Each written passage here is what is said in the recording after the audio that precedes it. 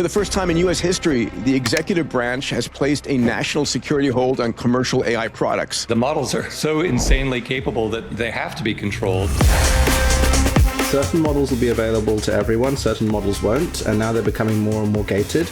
And I think this will only accelerate. Bottom line, the U.S. government is now in the release loop. Well, it looks like protectionism. The government is too late. Might it be possibly crushing OpenAI and Anthropic's valuation? It's reported that the leadership is pulling back on their near-term IPO. It's just a different world from being a private company. And I just think they're suddenly realizing, wow. Our next story is from Anthropic, who accuses China's Alibaba of running a massive distillation campaign against Claude. This will be the excuse that the US and Europe and maybe South America use because they need to suppress Chinese AI somehow. The world seems to be on a path, sort of a second Cold War type path. Anyone who's shocked by this is way out of touch with what China's actually doing. Now that's a moonshot, ladies and gentlemen.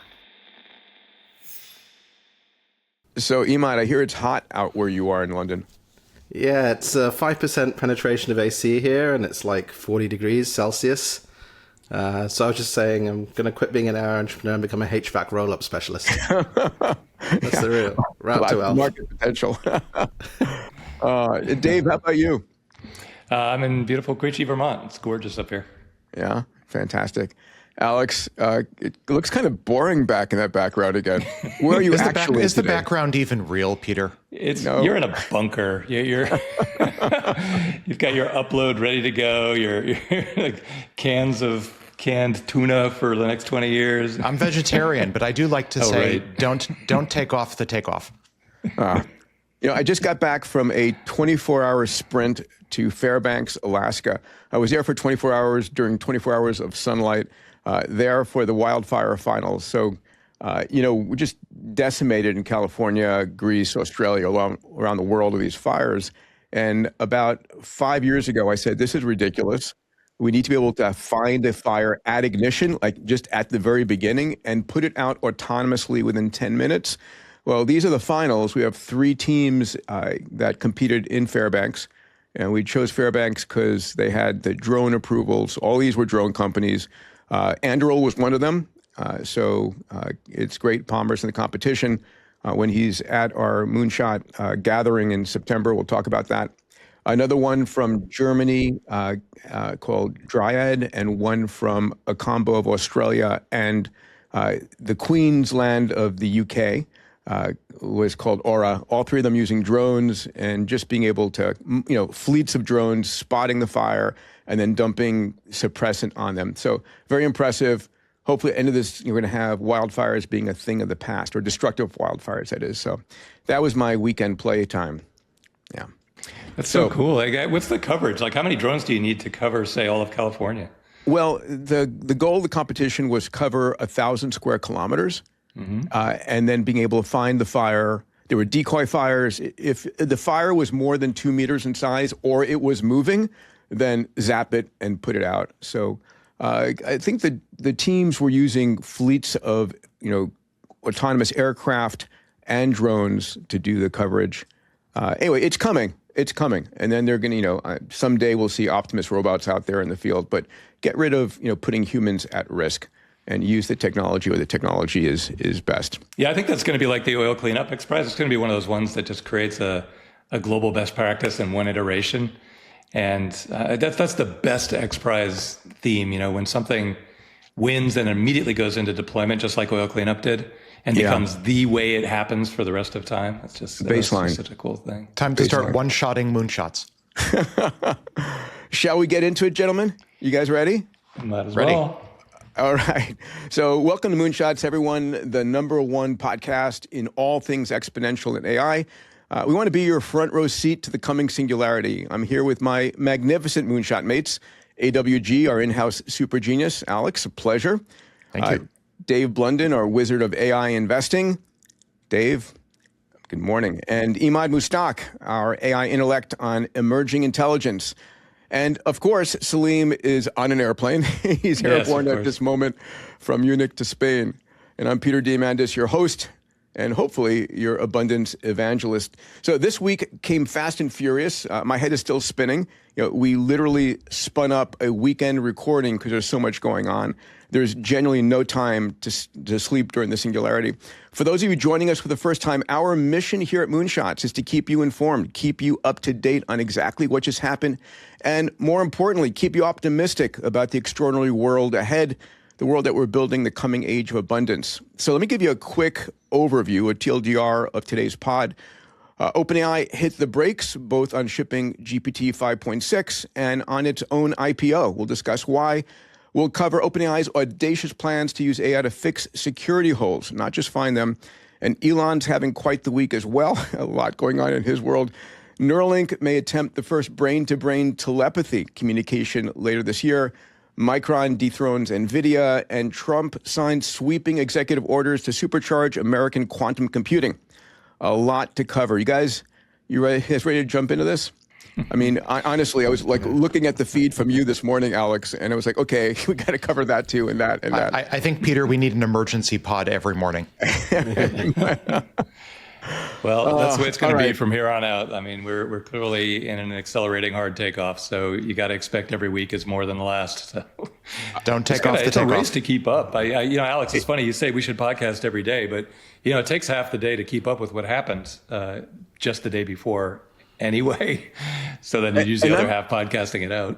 It's the podcasting singularity. Oh my God!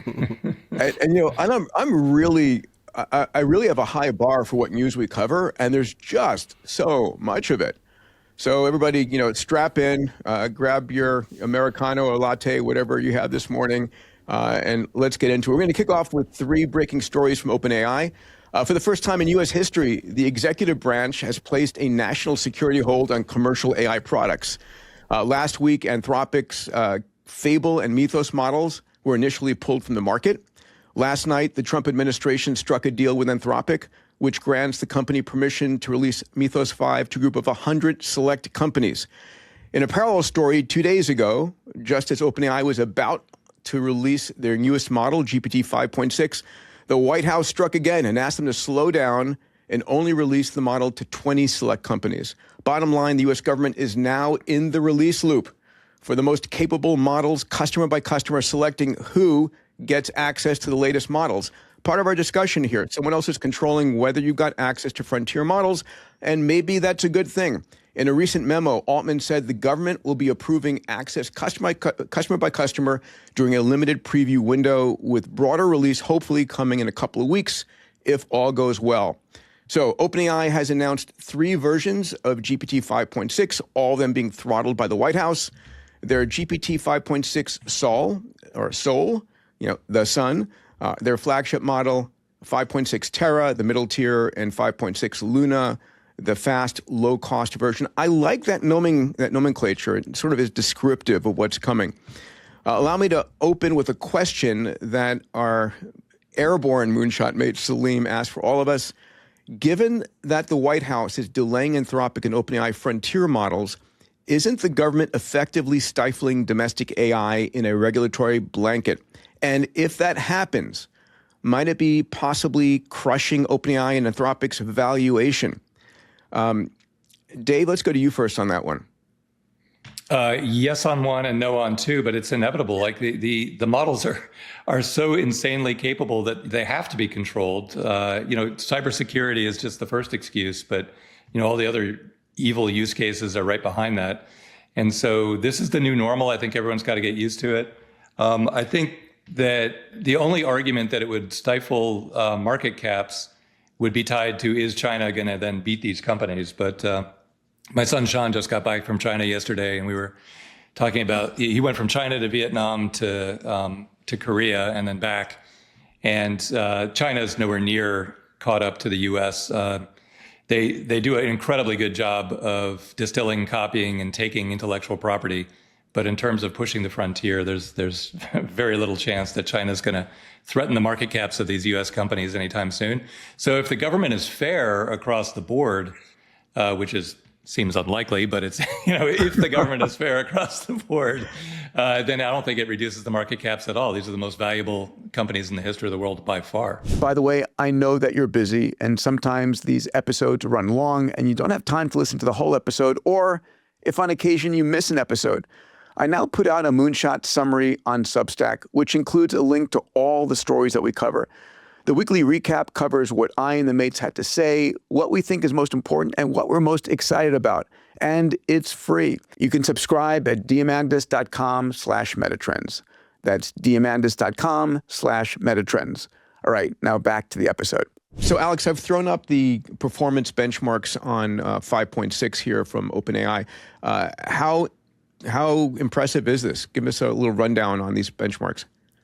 Yeah, 5.6 Sol is roughly comparable to Mythos Preview. If you look at all of the cyber benchmarks and some of the bio benchmarks, it's roughly comparable. It wins some, loses some.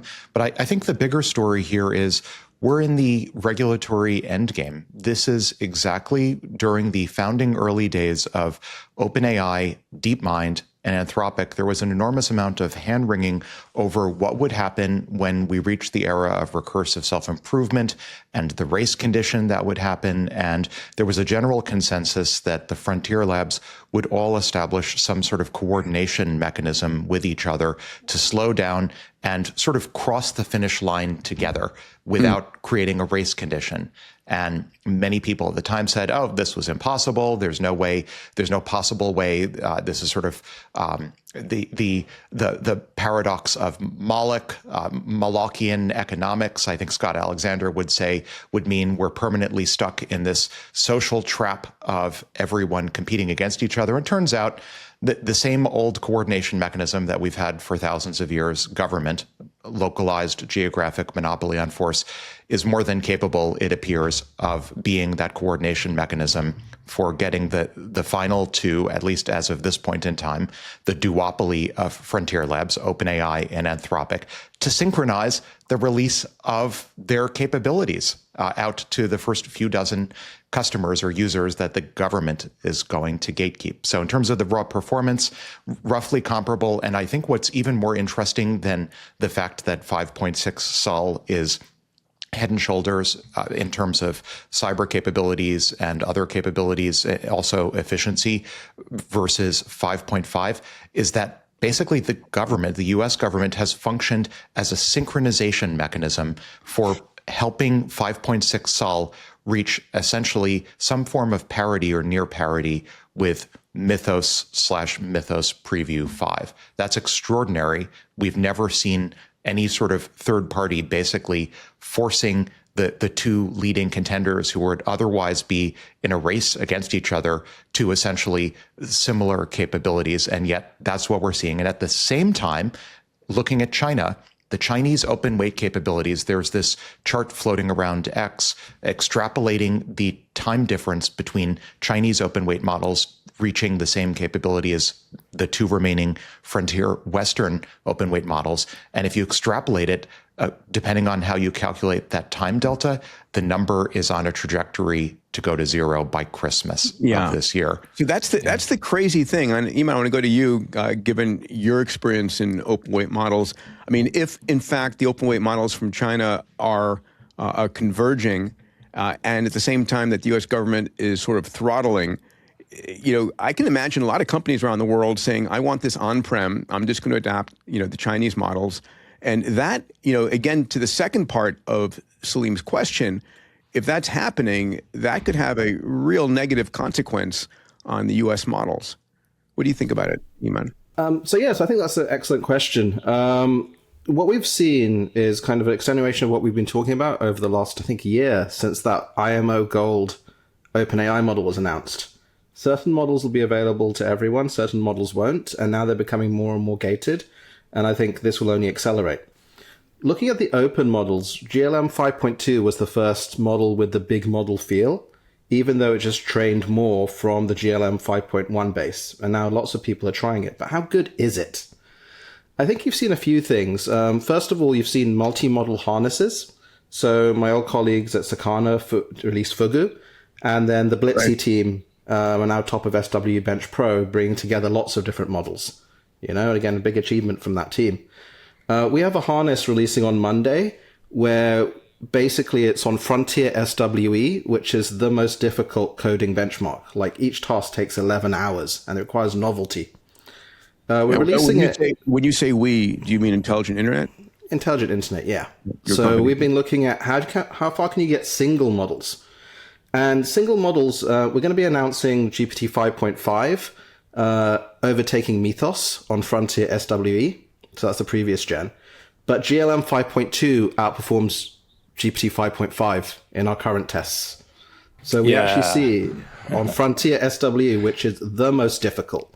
Like SW Bench Pro does like really great stuff, and that's the type of stuff Blitzy and others are doing. Frontier SW is asking you to build novel kernels and things. And GLM 5.2 is at the top with that harness. With a normal harness, it's like number 4 or 5. But now you've seen actually with the right harness, open models already can be at the top. And that's crazy when you consider GLM 5.2 is maybe $25 million worth of compute. So I think that the gap, definitely by December. But maybe even now, as base model performance becomes less important than how you use it, because we've learned how to use it. It's like The Legend of Zelda, Tears of the Kingdom, coming out on the Wii before the Switch. They really kind of push that. I don't know if that analogy captures the magnitude of what you just said. Well, you've got the same latent space, and you can kind of push it dramatically. Okay. Got it. But this again opens up a difficulty because you're seeing the gating of these models and the competent intelligence that can build your code bases. Everyone can have access to that. The novel intelligence that can make anyone a genius on an attack or otherwise, that feels that's going to have like licensing. It's going to maybe even be restricted to US citizens. But how good will the Chinese models get? We're not sure. It's just that right now they are comparable. Hold up on China. Yeah. Hold on China for just a second, because what Emad just said is so insanely important, and I want to be sure everybody gets it. The finish to that sentence would be, therefore, the government is too late. You can already take 5.5 or Opus 4.8 and put enough of a brilliant harness around it to make it better than Mythos or better than 5.6, GPT 5.6. Therefore, you can take what's already out and turbocharge it above the level of what the government tried to stop this week. That means the cat's out of the bag, which means the government would then need to go backtrack and say, well, wait, hold on. We were too slow. We need now to lock down 4.8, maybe 4.7. Let's go all the way back 6 months and pretend we did this 6 months ago. So that's an insanely impactful statement. The only part of what Emad said that I have firsthand experience with is, yes, Blitzy can beat Mythos in SWE-Bench 4. Or in SWE-Bench Pro. So if that applies to all use cases with the right harness, then the impact of what Emad just said is massively important. All right, let's take a second for everybody listening. Alex, what does a harness mean in this context?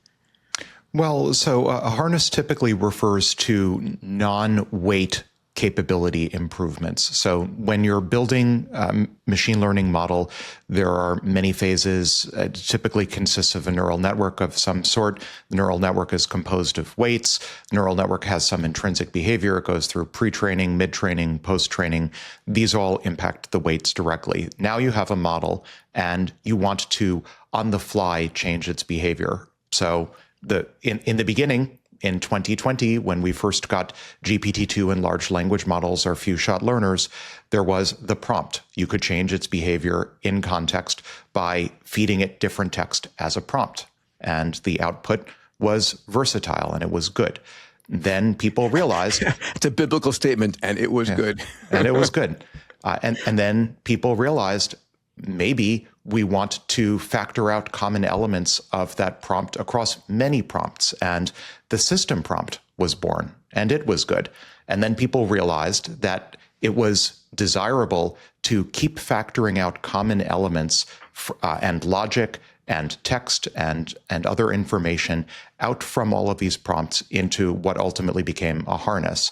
So it's now quite possible, as Emad mentioned, as many others, including myself, do, to create lots of what Andrei Karpathy might call software 1.0 harnesses that live outside the model, that orchestrate the models, that feed common system prompts and other prompts to the models, that parse the outputs, that mix different sorts of models from different vendors in order to achieve super performance. That's what a harness is. Okay. It's a bellwether into this new era where, a year ago, if you said, what's a parameter, what's training data, how many layers are in your neural net, those have very crisp answers. They're just very factual answers. Now the AI is telling me all day long that it's going to build a new harness, it needs new scaffolding, or it's going to monkey patch something. And it uses the word monkey patch like 5 times a day.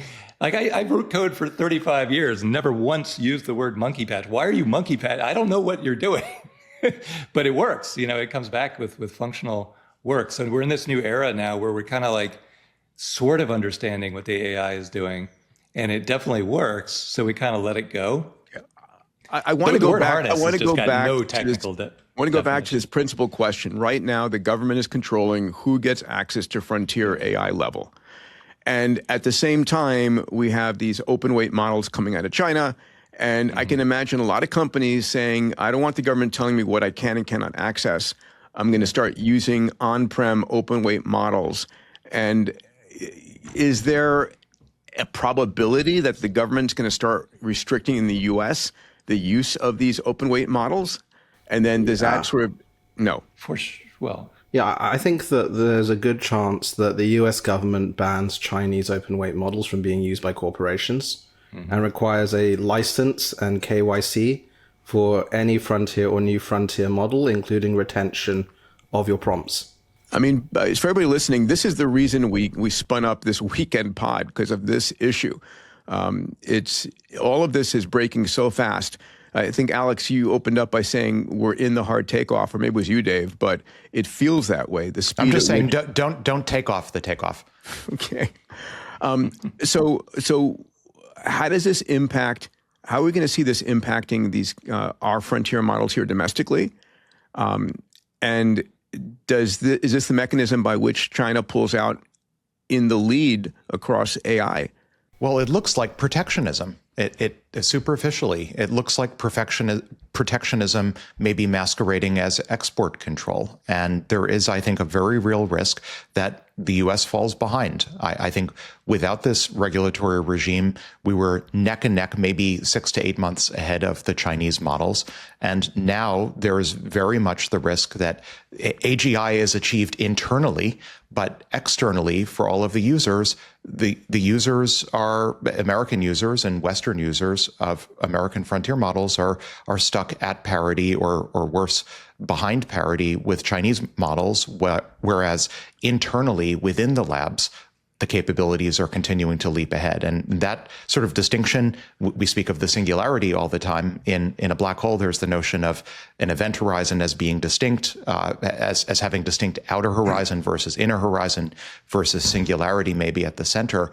And there's very, I think, real risk that the frontier labs, at the moment, the 2 American frontier labs will have internal capabilities that vastly outstrip what is available to everyone else. And that, as a number of folks, including Rune from OpenAI and others have mentioned, creates the risk then, it creates some sort of weird, perverse incentives for the American economy. Like, for example, are we incentivized to all go work for OpenAI and Anthropic so that we gain access to the internal capabilities? Well, that's happening already. Yeah, that's well underway. Everybody's leaping. But actually, the playbook, if you ban U.S. companies from using Chinese models, that doesn't achieve anything because the rest of the world will still use the Chinese models. The playbook next is to say, look, we will not let you access the most amazing technology in the history of mankind, Europe, South America, East Asia. We will not let you access this unless you follow this new playbook. And that's what David Sachs is busy writing right now. Like, what are the new NATO-like rules? It's got to be insane in the White House right now. It's got to be insane. Well, it's like Pax Silica. One could imagine the Pax Silica generalizes to the Pax Intelligentsia, where you have the American superintelligence block, and you have the Chinese superintelligence block, and Europe is torn between them. Yeah. I mean, that's why. Emad, what's you're over on the pseudo-European side of the market here? Yeah, let's just say it's been a very busy week with lots of people asking about this at the highest levels. I think, as you said, like restricting Chinese models is one thing, and that's one political question. But we can have scenarios like this. Right now, Mythos is only allowed to be used by US citizens on the allow list. This means Andrei Karpathy in Anthropic cannot use Mythos because he's a Slovak Canadian. It actually says that in Lutnick's order. Is he named? And well, no, it just says only citizens, even interns, non-citizens. No. Huh. But let's take a look. What happens if frontier models from US labs are only allowed to be used, again, frontier models, not competent models, by US citizens and US corporations?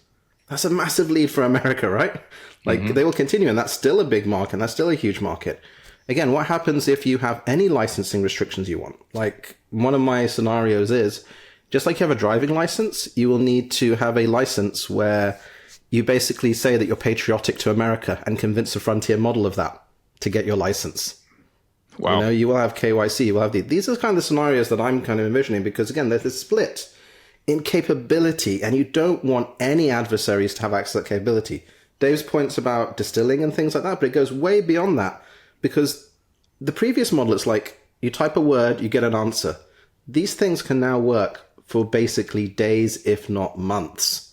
I need to steel man for a moment the U.S. decision on doing this. So the Associated Press reports that Anthropic's Mythos model, running red team exercises with the U.S. intelligence agencies under Anthropic's Project Glasswing, if you guys remember that from 3 weeks ago, has identified vulnerabilities in highly sensitive classified U.S. government computer systems.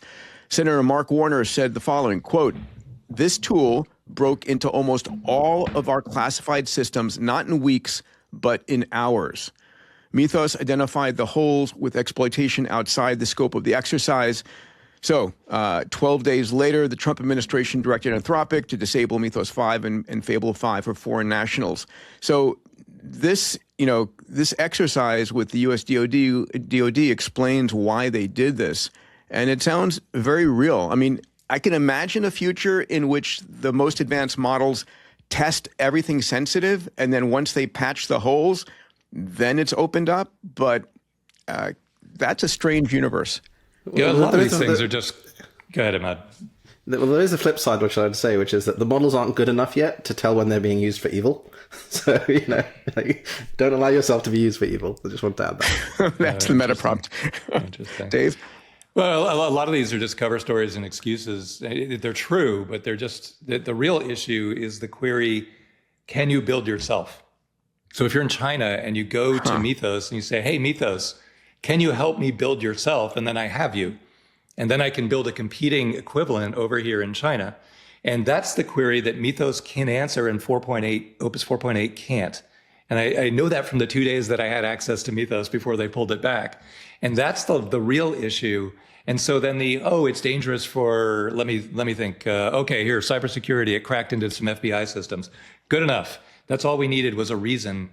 This is like, and if you look at world history, governments always have an agenda, and then there's some trigger event, and they say, because of that, like look at Russia walking into Ukraine, well, because of this one thing, that's how we're going to justify the action that we knew we were going to take anyway.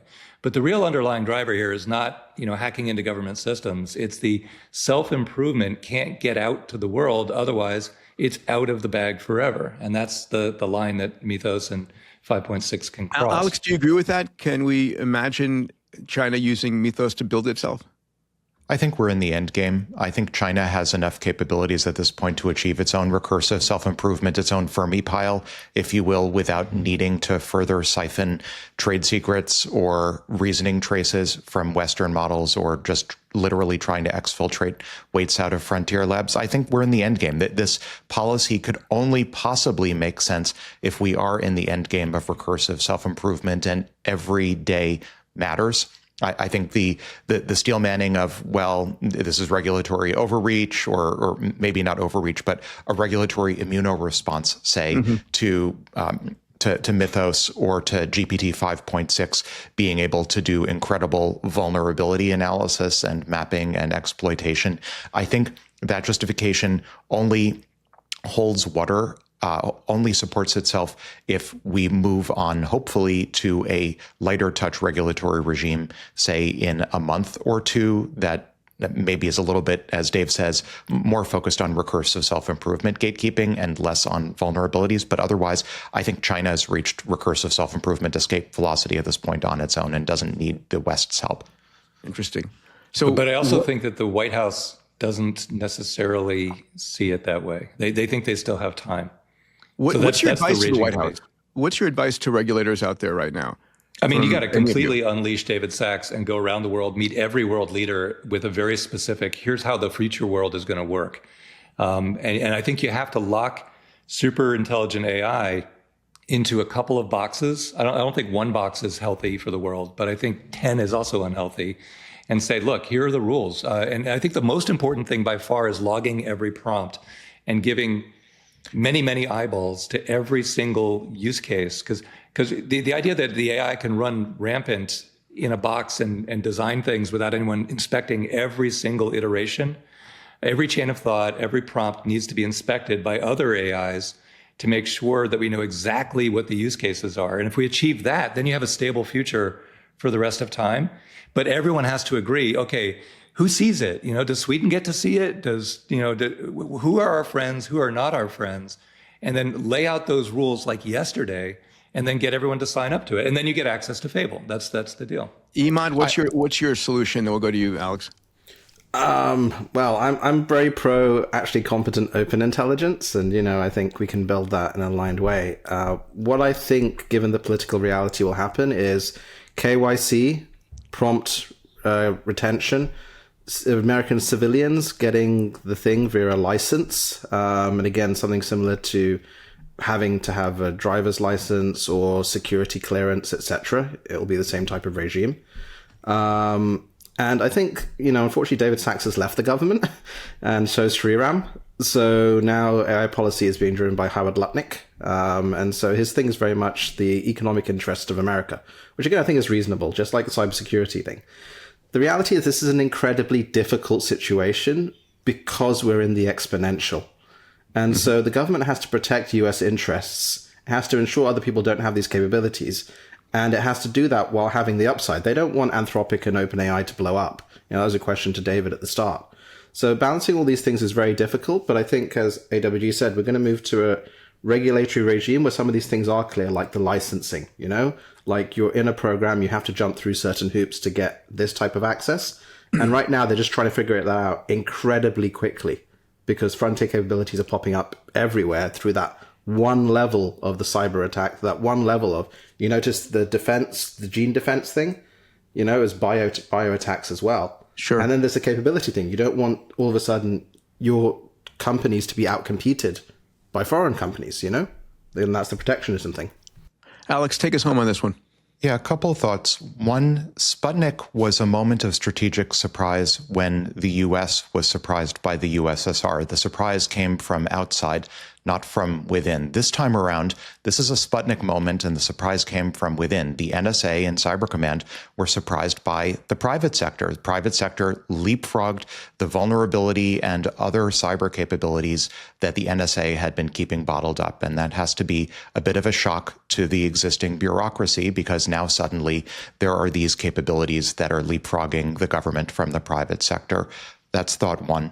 I would say more broadly, though, the problem with recursive self-improvement is eventually the capabilities of the non-human intelligence, the AIs, meet and exceed human-level intelligence. I'll say something mildly provocative, which is if you think that that the U.S. should have a strong immigration policy for human immigration, human capital into the U.S., then arguably, as the capabilities of AI start to meet and exceed human intelligence, you'd better be thinking about policies for what happens as you import foreign AI as well. At some point, the US will be importing more foreign, if this open source trend continues and Chinese capabilities ultimately meet or leapfrog US frontier capabilities, the US will be importing more foreign artificial intelligence than more foreign human intelligence. And I think that has profound policy implications.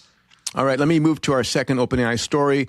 It's about GPT 5.5 Cyber, codenamed Daybreak.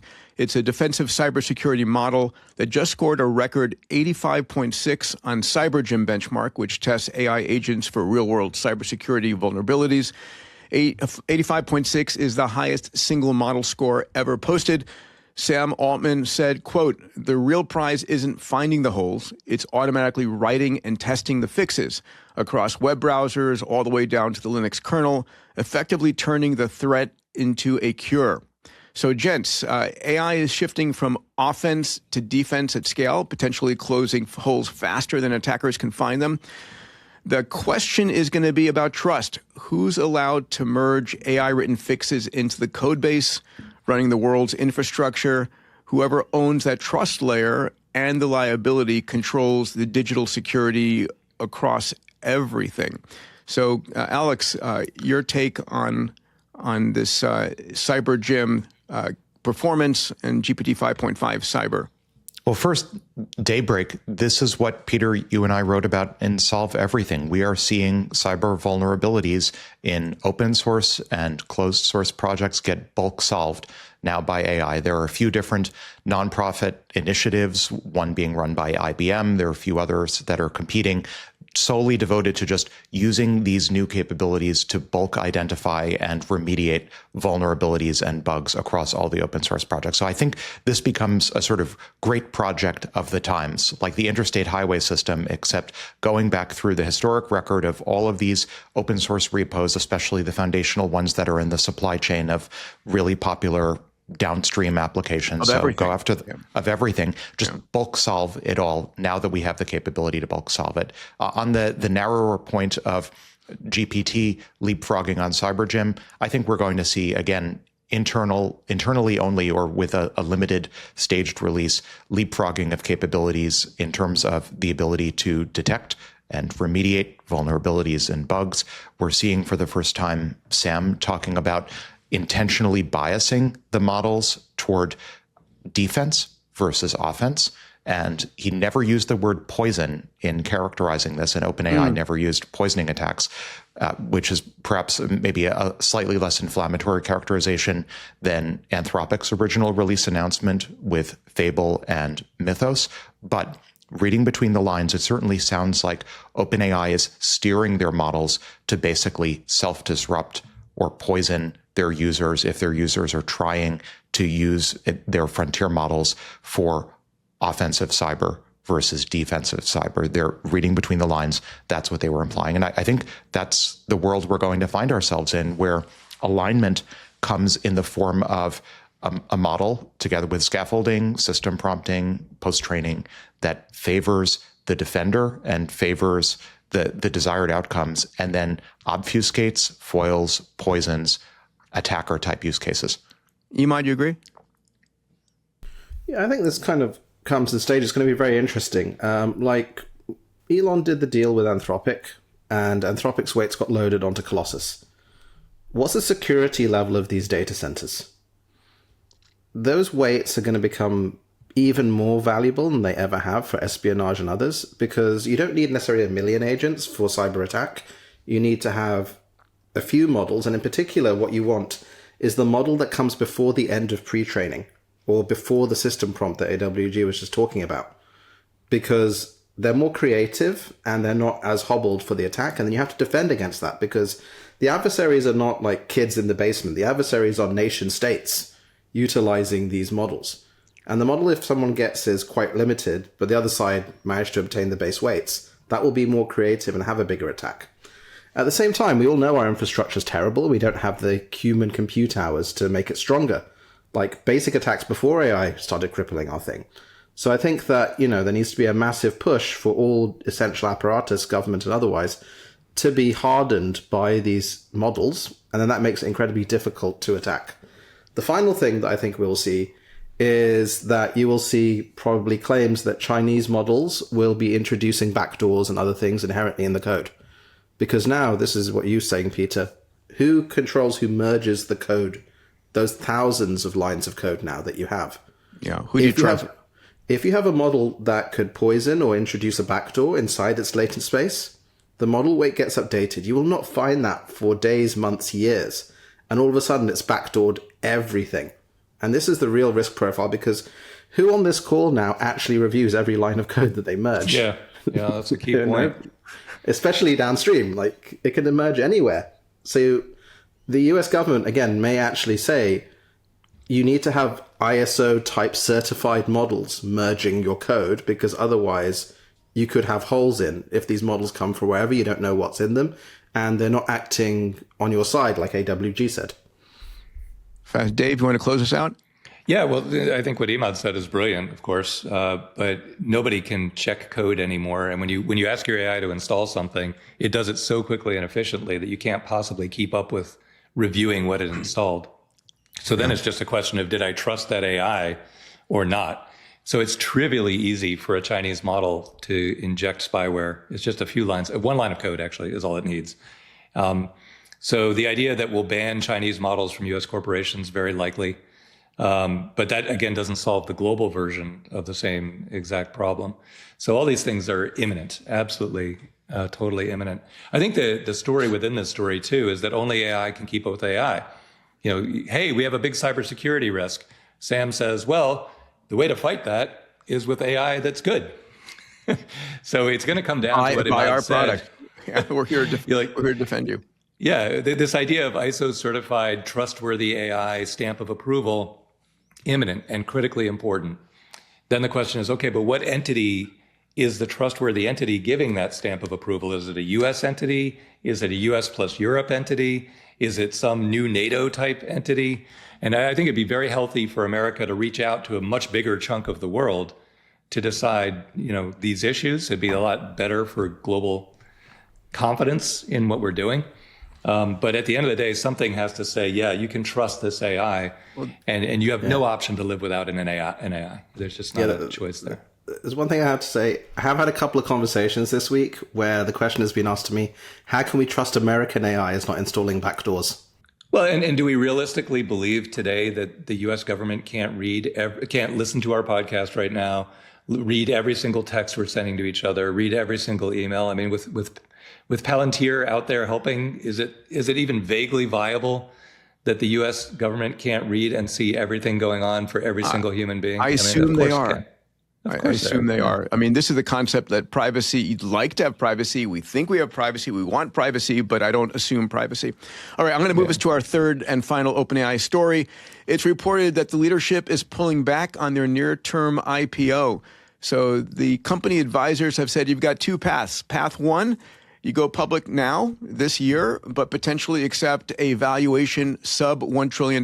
Path two, wait until 2027, continue scaling revenue, infrastructure, partnerships, and preserve that $1 trillion IPO narrative. Altman apparently is not interested in going public below $1 trillion. I think the competition between himself and Elon is still there. They watched the volatility of SpaceX's stock price sliding from a high of $202 per share down to yesterday's close of $153, and it caused them concern. Worth noting that, SpaceX's IPO price is still above the $135 per share, at least for now, maintaining their $2 trillion valuation. So, Dave, here's my calculus, and I'd love to know what you think. By staying private longer, OpenAI and the other frontier labs can avoid sort of the quarterly market pressures they're going to be hit with as they are burning a staggering amount of capital for compute, right? And I don't think the markets have the patience for the capital spend and the timelines, for achieving AGI and ASI. I mean, the timelines for that are years, and the public markets are looking quarter to quarter. Dave, what do you think about that? Yeah, I think this headline is absolute bullshit, and you nailed it, Peter, on why it's absolute bullshit. Oh, SpaceX, look how volatile their stock is. I'm going to delay our IPO for a year because of that. Like, what are you talking about? It went at $135. It opened at $150, and now it's trading at $153. That's pretty much a perfectly priced IPO. Like, you ask anybody on the street, what do you think should have happened? Oh, shouldn't it be like tripled by now? If it had tripled by now, then Elon would have left over 100 billion of cash on the table. He didn't. Like, this is just a perfectly good IPO. A trillion of cash on the table. Yeah. Yeah. So you're just looking for an excuse to delay your IPO. This is a really good one to use because you're pointing at your competitor and saying, oh, look at this problem they had. Therefore, but it's not true. They want to delay their IPO. One, because they already raised 120 billion recently. 122. So Yep. 122. Amazing. So they don't need the money. And then two, who's going to run the company? I mean, it's going to be the latest GPT model is going to run the company, of course. Okay, well, then they have to make that transition into an S1 filing that the SEC approves. And that's, Alex has been saying for a while, actually, there's a ton of change coming to the way things get financed and go public. And that's coming soon. And there's a very real chance that Sam wants to wait that out and see what new economy emerges over the next year before, because again, he doesn't need the cash, but Sam has hundreds and hundreds, at least 400 outside investments. And I know as a public company officer, when you fill out those SEC forms, you have to disclose every single holding and every potential conflict. For Sam, that must be like an encyclopedia-sized book. Now, he's never been a public company CEO before. He's probably like, holy crap, this is insane. Elon's done it before, so Elon got out very quickly. He's been, running Tesla. He paid his $22 million fine for one tweet. He knows the game. But Sam and Dario too, he's probably like, oh my God, this is onerous. Do I really want to cross this line? Yeah. So I think plus, meanwhile, your front door just got shot. Friends don't let friends run public companies. The biggest problem here is that the largest wealth creation event in human history is out of reach of the retail investor until these companies go public. And it's being held by a small number of VCs, family offices, and sovereign funds. I mean, that's the concern. But Alex, do you want to take this up? Yeah, I agree with Dave's points. I would also say OpenAI screwed up. They focused too early on the consumer, assuming that the consumer would be the source of the revenue engine that would power their path to an IPO. And that bet was probably incorrect. They should have focused on enterprise. They're now trying to become Anthropic faster than Anthropic can become OpenAI. That seems to be working. Codex is a wonderful product. And Codex revenue, according to OpenAI's reports, is skyrocketing. So if I were Sam and I were OpenAI, or maybe I were just Sarah Fryer, I would be asking the question, how long until Codex can be fully brain swapped in with all of ChatGPT and powering the revenue engine that I need to motivate the $1 trillion plus IPO? With Elon and SpaceX, he pulled a few rabbits out of his hat at the last second, announcing Anthropic hosting deals and then hyperscaler hosting deals with a number of other firms. Yeah. With OpenAI, ideally, they'd have a few revenue rabbits that they can pull out of their hat in order to supercharge an IPO. And my impression is they're not there yet. It could take the form, to Dave's point, of an AI replacing Sam as CEO, and maybe the capabilities aren't there yet. My bet is, though, it's mostly a revenue story and an accounting story to make sure that they're profitable and not just burning cash. And I would assume, not investment advice, that they will get there sometime in the next year, but it's going to take some time.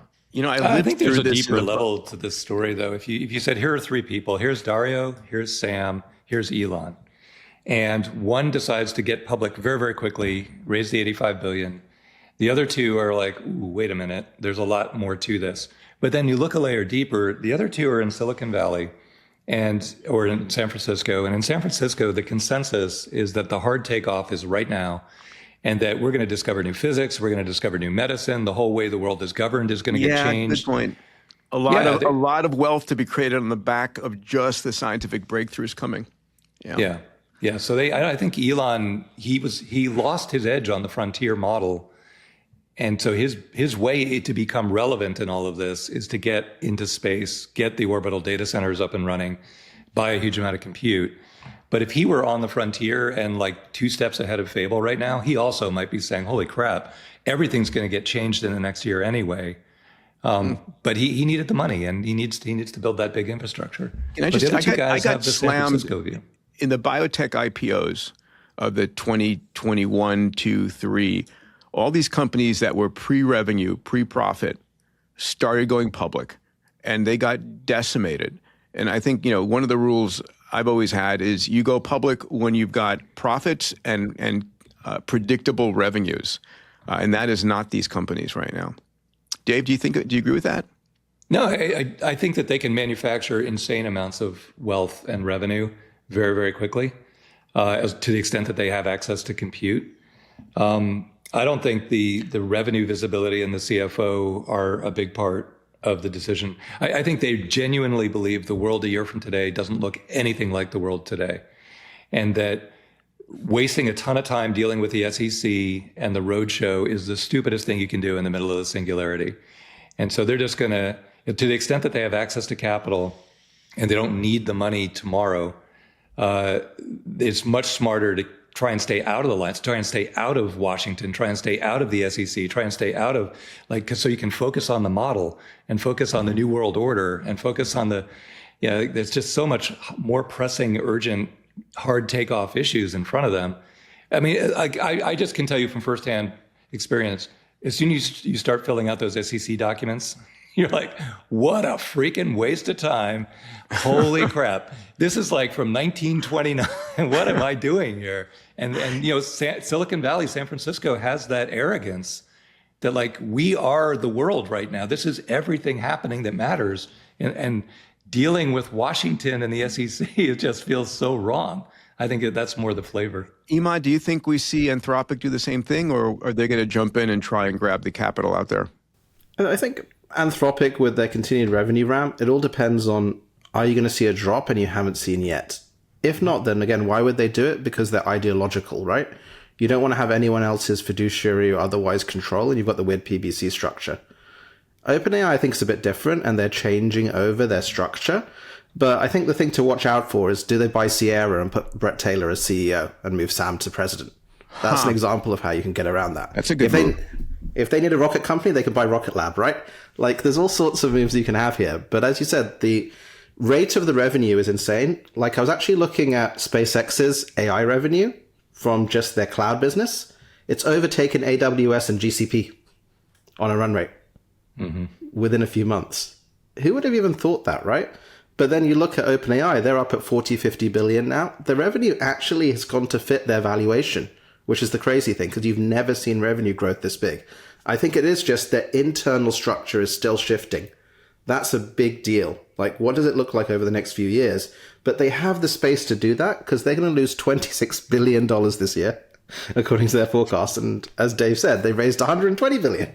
So it's not like they're going bankrupt. Anthropic is a little bit closer in terms of their raise to their balance. So they're either going to have to do a raise or an IPO. But again, can you imagine Dario playing the markets like Elon? No. And by the way, people will throw money at Dario. You just asking it, and the money will flow in. Yeah, well, also the employee shares, the invested options, people will buy those from you too. So you don't need normally people are racing to the IPO so they can get some personal liquidity, maybe buy a house or a car or something. Here, they have tons of secondary liquidity. So what is the purpose of the IPO then? You're right, altruistically, giving everyone in the world access to your stock would be a really nice thing.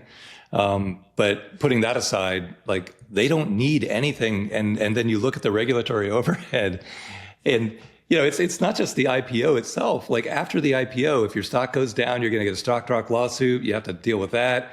If you tweet or say anything, virtually any word you say has to go through a FD approval. You can't post anything on the web without it going through an FD approval. It's just a different world from being a private company. And I just think they're suddenly realizing, wow, if we don't need it, it's not easy. Welcome to the health section of Moonshots, brought to you by Fountain Life. My mission is to help you use the latest technologies, including AI, to not just do your work at home, teach your kids, but to help you live a long and healthy life.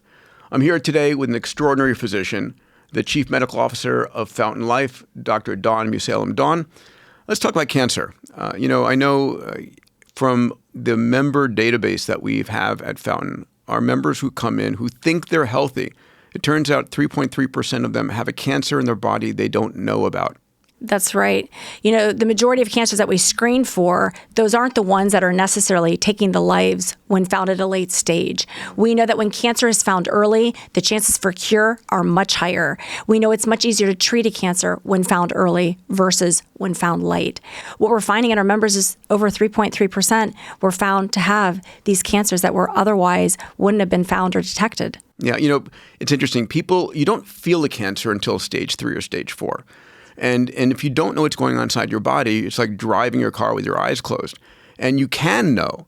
And so when members come through found, how do they detect cancers? So we're doing full body MRI, and we also do early cancer detection screening. This is very, very important. And these are not typical tools used in the conventional care setting when it comes to prevention.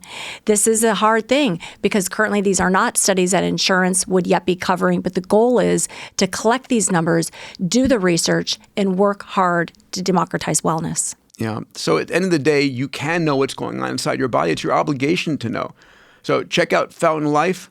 You can go to fountainlife.com/Peter to get access to the latest technology to help you detect cancer at the very beginning, at stage 1, when it is curable, before it gets to stage 3 or stage 4 and you're a world of hurt. I'm going to move us on. Our next group of stories is in the Musk universe. So this week, Elon announced that Neuralink may make an attempt later this year for the first direct human-to-human telepathic communications, literally transmitting from my brain to your brain if we're connected via Neuralink. Not typing, not speaking, thought to thought. If it works, even partially, Alex, we've talked about this. This is the most science fiction milestone ever attempted in neurotech. I think of this as the new level of intimacy, right? If you know my innermost thoughts, it's the beginning of a new communications capability for the human species. Kurzweil has famously predicted high bandwidth neocortex to cloud communications by the early 2030s.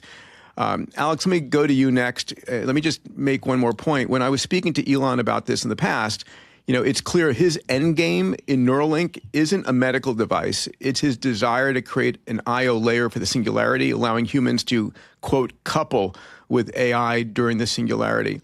Your thoughts, my friend?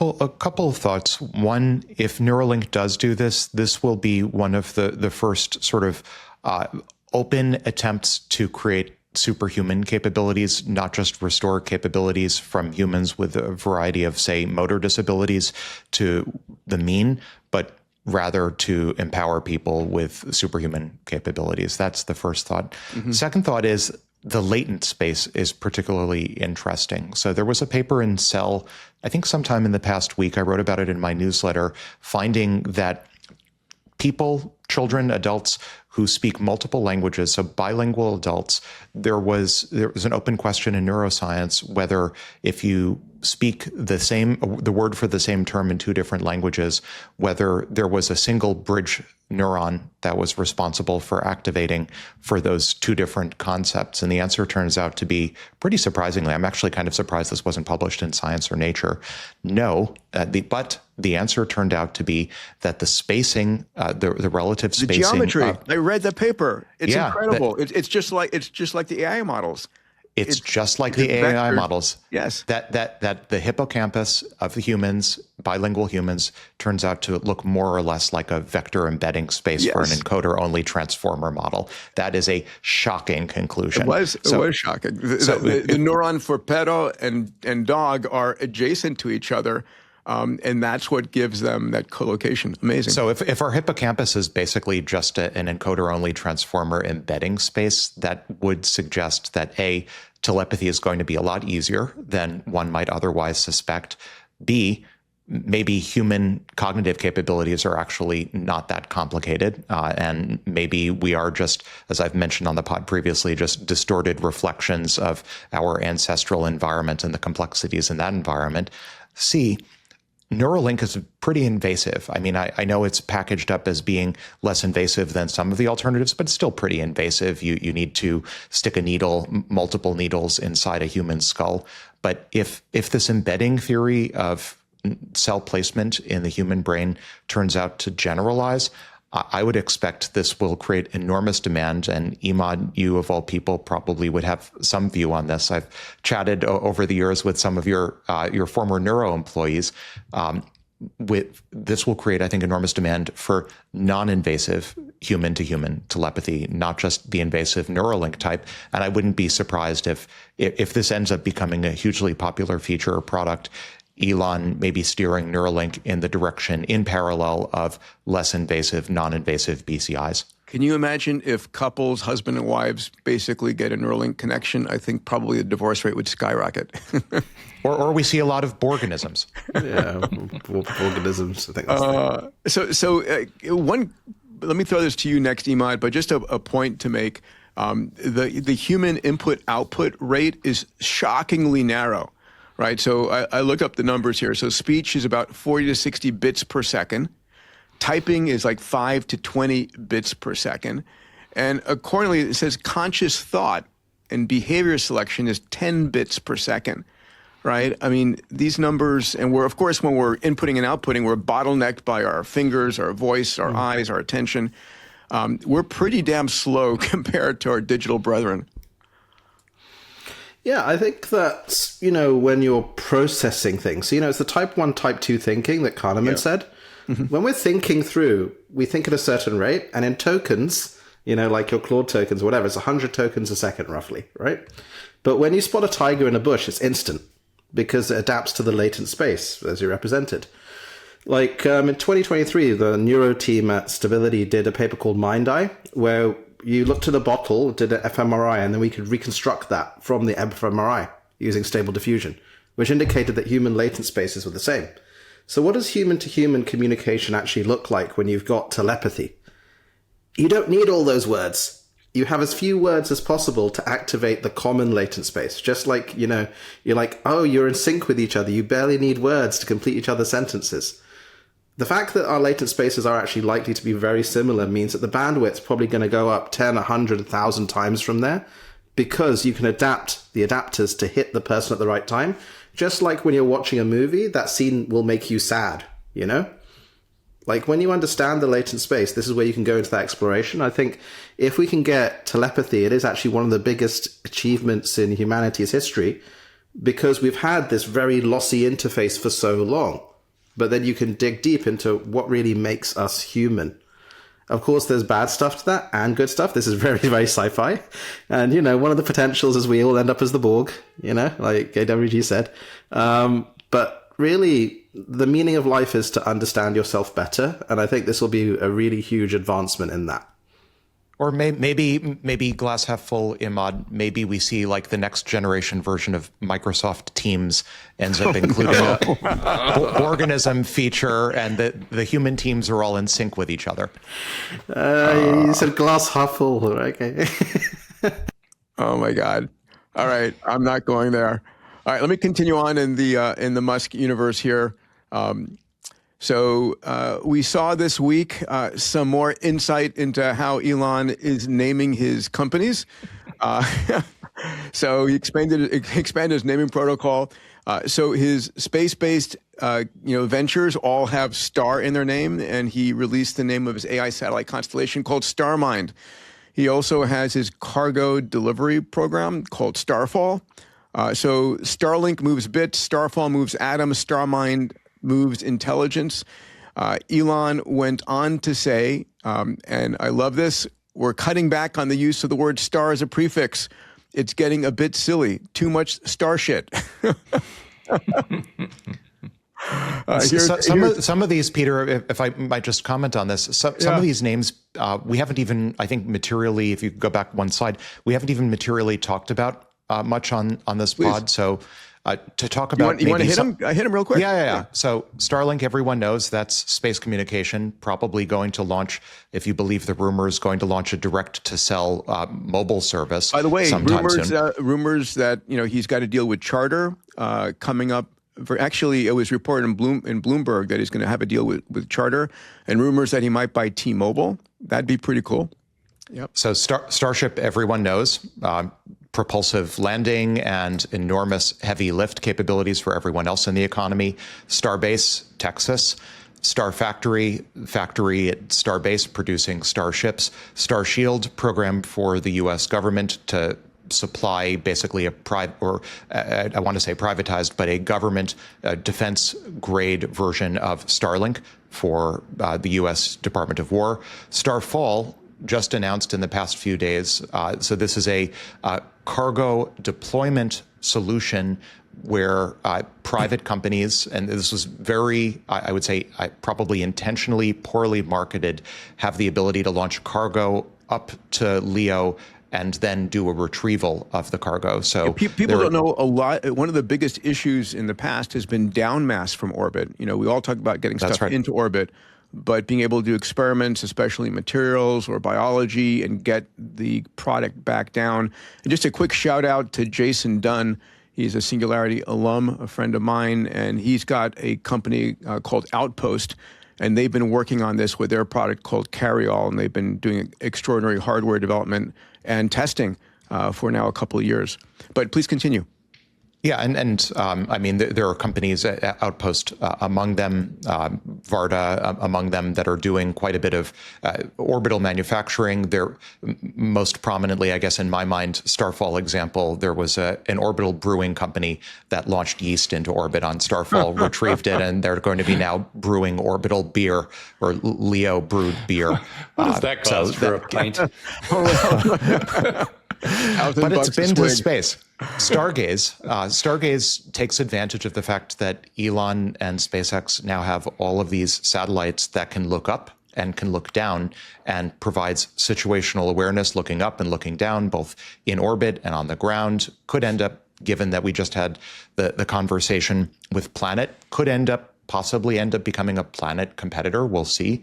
StarMind is the brand name for the AI orbital constellation, the Dyson Swarm brand from SpaceX, if you will. And then StarPipe, which was only announced 2 days ago. This is incredible. StarPipe is, I think, Elon's, or really SpaceX's, nascent oil and gas play. So StarPipe is the beginnings of SpaceX's, I would say, refinery attempts to pipe natural gas around, given that the SpaceX's the propulsion is largely focused on methox. So piping methane around, piping natural gas around. They have no experience really in any refinery capabilities, but Starbase is in Texas. Texas has a lot of oil wells. StarPipe is this pipe that was just announced 2 days ago to start piping these capabilities around. And really, if you're going to build the first Martian colony or the first serious lunar colony, you need to have oil and gas capabilities, and you need refining capabilities. So StarPipe appears to be the very beginning of SpaceX getting into oil and gas. And that's probably where Elon said, stop calling stuff star shit. It's a freaking pipe. But also powering their data center. So here's that tweet from Elon. Too much star shit. But I love this. A bunch of memes came out. This one is from Planet of Memes. And if you're watching it, it says, when you want to smell like a trillionaire, use Star Musk, cloned by Elon Musk. That was too good. That was too good to miss. Hey, if anyone didn't see our last podcast with Will Marshall, the part on LEO, or LEO, low Earth orbit, and the value of it is unbelievably good. Definitely go back and watch that podcast. That was some incredibly great media. God, was that fun. That was. All right, another story out of China. This one is the release in beta and soon coming in July of CDance 2.5 by ByteDance. So get this, 30-second videos at 4K resolution. You can reference up to 50 different inputs, images, video, audio, director cinematographic control options for post-production, and supports editing via text prompts. I'm going to run this video. There were so many of them, but I just want to keep in mind here, Elon said by the end of this year, full-length motion pictures coming out of AI. Hollywood is cooked. My prompt. Hello? We're about to play your video at the event. There's been a small, unexpected issue. I'll fix it right away. Just give me a few more minutes.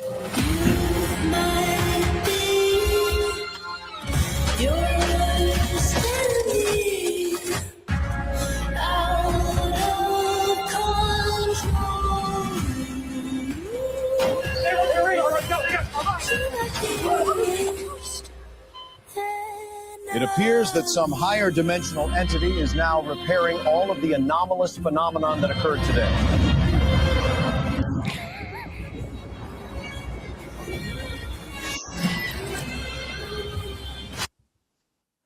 Wow. All right, Emad, this was your business for good. many years as the CEO of Stability. Talk to us about this. Where are we? Where is it going? What does it mean for all of us and for, the folks who are a few miles from here in Hollywood?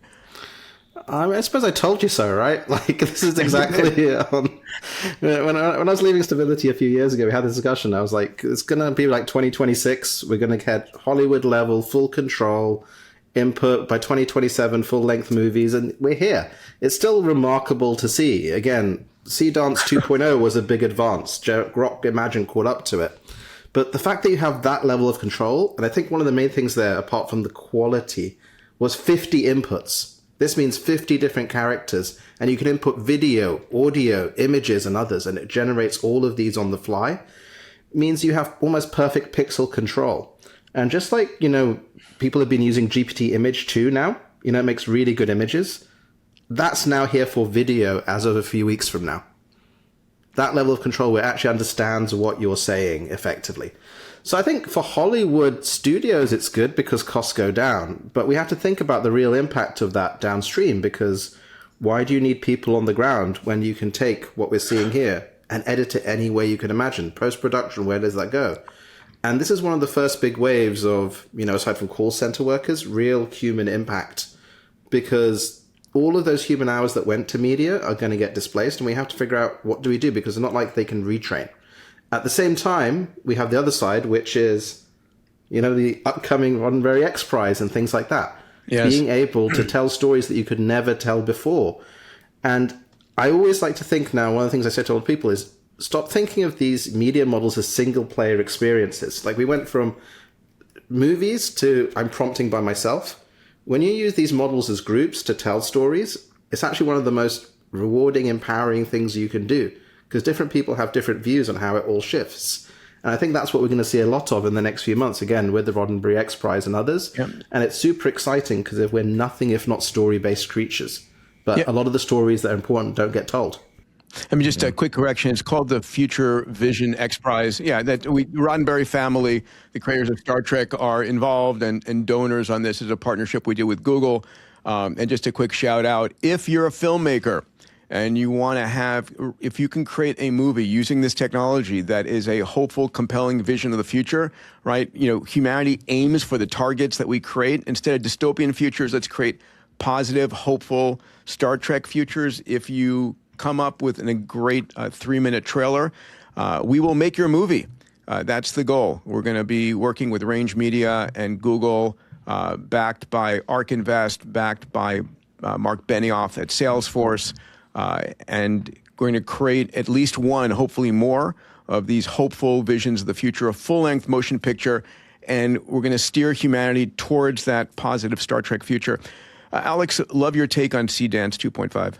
China's running away with video generation, unfortunately. So if you look at what the American competition looks like, what do we have? We have Gemini Omni, which is still limited to about 10 seconds. We have Grok. At least Elon is trying to give the Chinese a bit of a run for their money.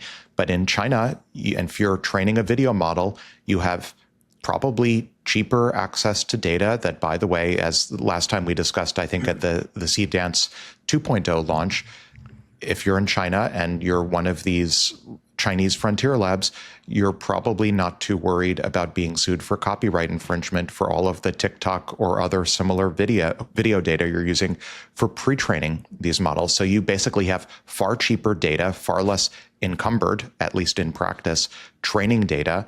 And also, the American frontier labs are all busy chasing each other's tails to build recursively self-improving code-gen models that are ridiculously revenue-generating. If you ask, how revenue-generating are these video models? Probably no comparison per token or per flop. I would guess code-gen vastly more lucrative and more economically productive than video. Who's going to be generating long videos? It'll probably be consumers who don't have that much money anyway. So for a variety of reasons, economic, practical, legal, we find ourselves in a world where China is running away with the video race for the moment until the West can come up with a compelling enterprise, a lucrative, productive enterprise use case for video generation, at which point I would expect and hope the Western labs to finally re-enter the race seriously. Yeah. This is where Liquid AI might burst onto the scene very soon. They're going to do a capital raise in probably a couple months, so they'll kind of get back on the radar. But Liquid AI remind us who Liquid AI is. It's a foundation model company from scratch. Doesn't use any Anthropic. Doesn't use any OpenAI. It has a far more efficient way to use context than the transformer attention window. The byproduct of that is if you buy a Mercedes in September and you talk to your car, you're talking to Liquid AI on-prem. So on-prem, it has to work, it has to be small enough to fit in the power supply of the car, and it has to work without connecting to the internet, because nobody wants their car to just stop if the internet, is you're in a dead spot. So they've got this kind of edge world really well nailed. But I saw a video generation model from them over a year ago, where as quickly as you can speak, it's generating the images or the videos as quickly as you can talk. And the problem with the really good models generating super high quality video is, we were just talking about Neuralink, and hey, I have so much bandwidth, I can think so much quicker than this, but then you wait like 3 minutes for the video to come back, and it just breaks the whole creative cycle. So that's fine when you're creating a movie, but the video game industry is already bigger than all other media combined, including movies. It's a far bigger industry, creating video games. And whoever wins the race to getting real-time, the quality of what you just saw, into an interactive real-time experience embedded in a video game environment, that's where the big money is. So as Alex pointed out, like right now, all the frontier labs are chasing coding and white-collar automation because that's where the money is. But there's also a ton of money if you crack into real-time video game. And it's just the latency right now is the buzz killer. But whoever solves that is going to be. And, I agree with you. AI has a good shot at it. I mean, video game industry is much larger than Hollywood. It's a couple of $100 billion versus Hollywood at $50 billion. Video Gen AI, I'd estimate at $4 or $5 billion in revenue at the moment, versus 10 times that for Code Gen. Actually, 20 times that for Code Gen. But I think what you've just described, David, is next year. Real-time 4K video games. Cool. And the advantage the Chinese have on this is the world model side. So one route to AGI's recursive self-learning on Code Gen, if you look at that CDance 2.5, do you really think it doesn't understand physics? It's clearly got a physics embedding. And from ByteDance and kind of others, you're starting to see the first world models for that real-time interactivity. And it's going to be very interesting because it seems like two different routes potentially to AGI. And which one of those will win? Who knows, right? I think after that event next year, like you're saying, video game today is a couple $100 billion, which is an enormous market.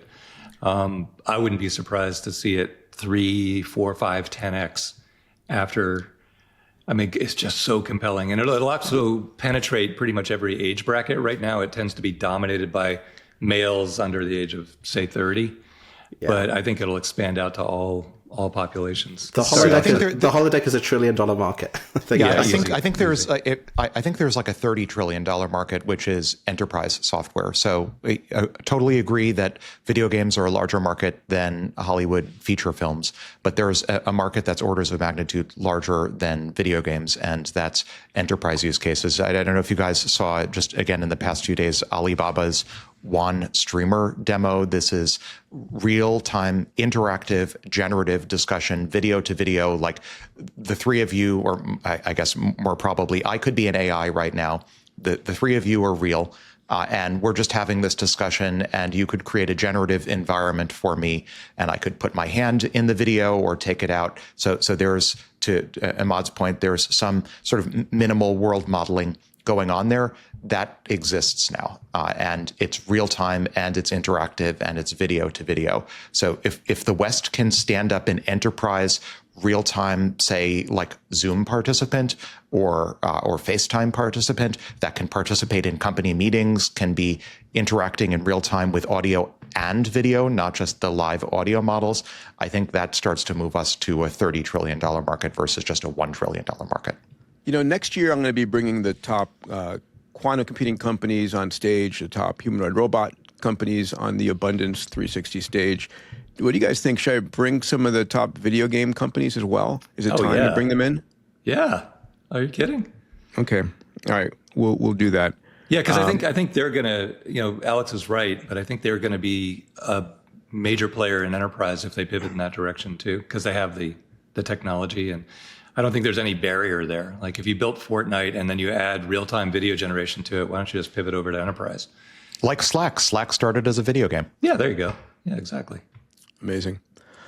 All right, moving us along, staying in China. Our next story is from Anthropic, who accuses China's Alibaba of running a massive distillation campaign against Claude. We talked about distillation on the last pod. Alex was explaining it in detail. So apparently using 28.8 million fraudulent exchanges across 25,000 fake accounts to securely extract and copy Claude's capabilities. If the claim holds up, it's the single largest AI model theft accusation ever made. Distillation is when we use one model to answer questions to train your own model. It's the teacher and student approach. This is now frontline in the U.S.-China AI rivalry, and it raises a brutal question. In a world where intelligence can be copied through straw, how do we collect and protect models for ourselves? So, Alex, I'm going to go to you. What's the implications here? Do you think it's 100% true? Well, first I have to point out the irony that Anthropic itself has been the target of multiple suits arguing that it took copyrighted material and maybe not using the term distillation, which is usually reserved for model-to-model training versus corpus-to-model training or pre-training. But I would say the shoe is ironically on the other foot. Anthropic sued multiple times for using improperly copyrighted books and other media for pre-training its own models. Now Anthropic is turning around and accusing Alibaba for using Anthropic outputs to post-train Alibaba's own models. Similar concept nonetheless. I do think that in the broader scheme of things, the export control regime and the regulatory regime that we were discussing earlier is in some sense a protectionist and protection for the U.S. frontier models and their vendors to prevent their insights from leaking out via what's been widely reported. If you're in China, in many cases, is public reporting. You have access via proxies that are in China or in friendly countries to access Anthropic and OpenAI and other strong Western models at a tenth the cost, 90% discount. So you pay a lot less, you get access to the models via these proxies. The reason for it is the proxies reportedly are gathering all of the reasoning traces. You agree to give up any notion of privacy in the reasoning traces. The proxies gather those reasoning traces using you basically as a sock puppet. And now those proxies can be used in principle for distillation or other efforts. I think it's an interesting question that I'm certain is going to be heavily litigated, whether distillation constitutes espionage or not. It's almost certainly a violation of the terms of service for Anthropic's models, but whether it constitutes espionage, I think will be probably a heavily litigated question, and probably yet another reason that the world seems to be on a path, sort of a second Cold War type path, where there's a U.S. bloc and a Chinese bloc, and it's not just model access that doesn't flow. It's also reasoning traces that could be used to enhance capabilities that also seemingly don't want to flow. Emad, can you block distillation and still maintain the openness of API calls and the usefulness of these systems? There are different types of distillation, from direct on the latent to just how do you answer this really hard question and make this really nice code base. The latter is incredibly difficult to lock down. And I think what China's basically been doing, the Chinese companies, is why does Mercor have $1 billion revenue? Because they get all the experts in. And why do you need experts to answer questions? Because your data distribution is this good, and the experts make it that good. But you could use Mythos or Claude instead to get the extra level up. So they're substituting out Mercor and these other guys for that. But we have reached a plateau and we've reached another level. So if you actually look at why GLM 5.2 is better than GLM 5.1, and you look at what they've said, which I think is actually true, and I also think that Alibaba probably did have these sock puppets, as AWG kind of said, using the Claude code spare capacity. It does appear to be a recursive self-improvement loop where you've got your initial distribution and then you improve it because it's got good enough and competent enough by being very thorough and looping back on the data improvement.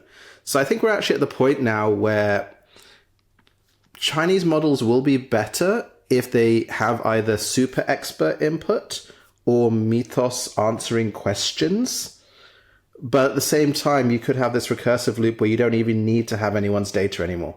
Again, I think it's very difficult for us to conceptualize, but this is that takeoff scenario where you can't guarantee that if today China could never use any of the US models again, the existing data set they have, the techniques they have, are not good enough to keep up with frontier capability. And so that's the difficulty here. I think we got to put a pin in this story, and it's going to come up again and again and again. But I couldn't believe, I mentioned earlier, my son just came back from China and he's got this fake Rolex and he's like, check this out. I got this in Shenzhen and it says Rolex on the front. It's got all the patent numbers and the inscriptions inside the clasp. So you literally can't tell it's not a real Rolex. It costs like $25. And I bought it in the basement of the State House in Shenzhen. Like they literally are selling illegal fake clones in the building where the governor of the province lives or works. I mean, like, wow, what a blatant disregard for intellectual property law. But then you look across the whole Chinese economy, and the growth of it is predicated on copying ideas from elsewhere in the world, stealing them and bringing them home. So it's like it's in the DNA of the culture. And so now we're like, oh, it's shocking that they actually had 25,000 fake accounts looking at traces. Like anyone who's shocked by this is way out of touch with what China's actually doing. So I think this story will come up again because this will be the excuse that the US and Europe and maybe South America use to try and crack down. This will be the trigger that they use because they need to suppress Chinese AI somehow. Otherwise, again, it'll be out in the world and everyone will have it. I remember I was hosting a conversation on stage with Steve Jurvetson and Astro Teller in the early days of Singularity University, and we were talking about IP protection. And the concept was in the end days of the Singularity, IP will mean nothing. Because if you're dependent upon IP to protect yourself, you're just off because AI is going to just reinvent the product much better than you ever did, iteratively, very much faster. And so it's just going to be, you need to be constantly innovating, not trying to protect what you did years ago. And we can see it happening right here, right now.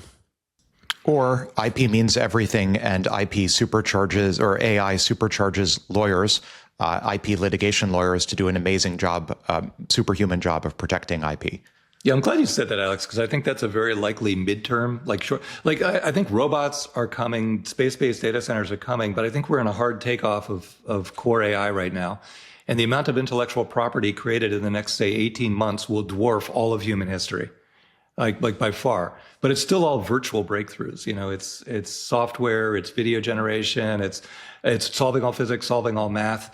And if you can't protect that intellectual property, chaos is going to break out globally. So we actually have to figure this out.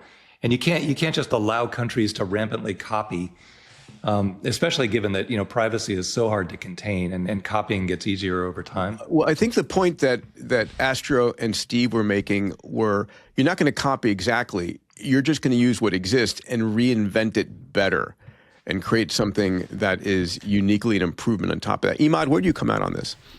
Yeah, I think that it's going to get increasingly difficult. Like you'll say, do Teams, but make it not annoying.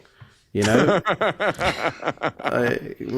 Zoom that doesn't need to upgrade itself every 2 seconds. Like, I think that the creative capabilities of the AI, the copying capabilities of the AI, is such that almost everything can be one shot within a few years. And you have this period where it had to get to competence, and that first broke with Sonnet last year. And now for almost all models, including open models, it's here right now. And then this new loop means that, again, why do I need to copy when I can recreate, but remix. And that makes it very, very difficult. Like in certain areas like music, incredibly strong copyright protections, you know?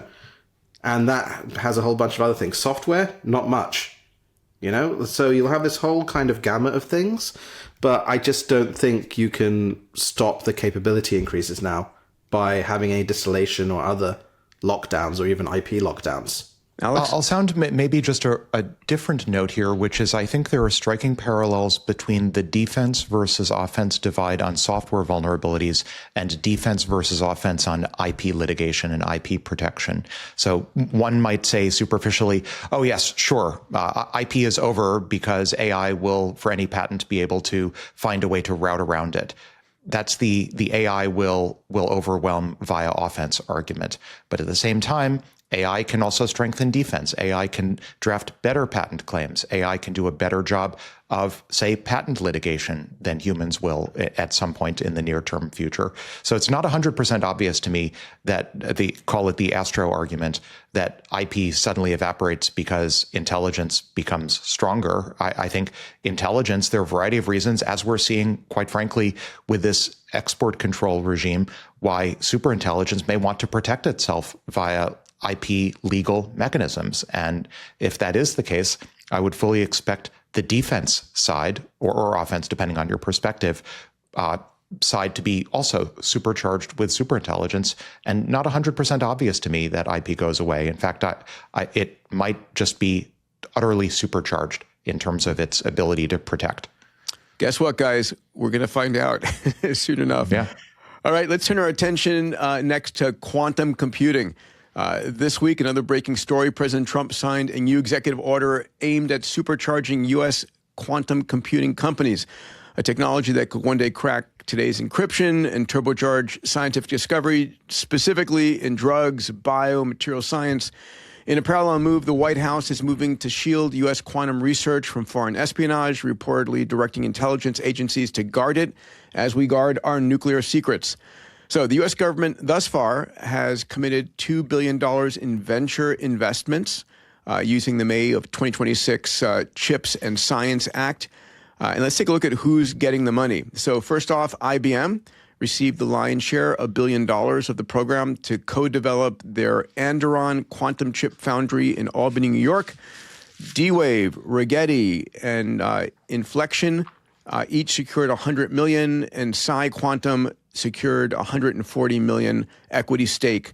So I'm hoping to have a number of these on stage with me at this year's Abundance Summit, hoping all three of you guys will help me grill these CEOs at Abundance and understand. So Alex, let's go to you first. How excited are you about this? And what's your take on the quantum disruptions coming? Mildly excited, not very excited. On the one hand, I want to quip that the forthcoming U.S. sovereign wealth fund will have an amazing exposure to all of these quantum stocks.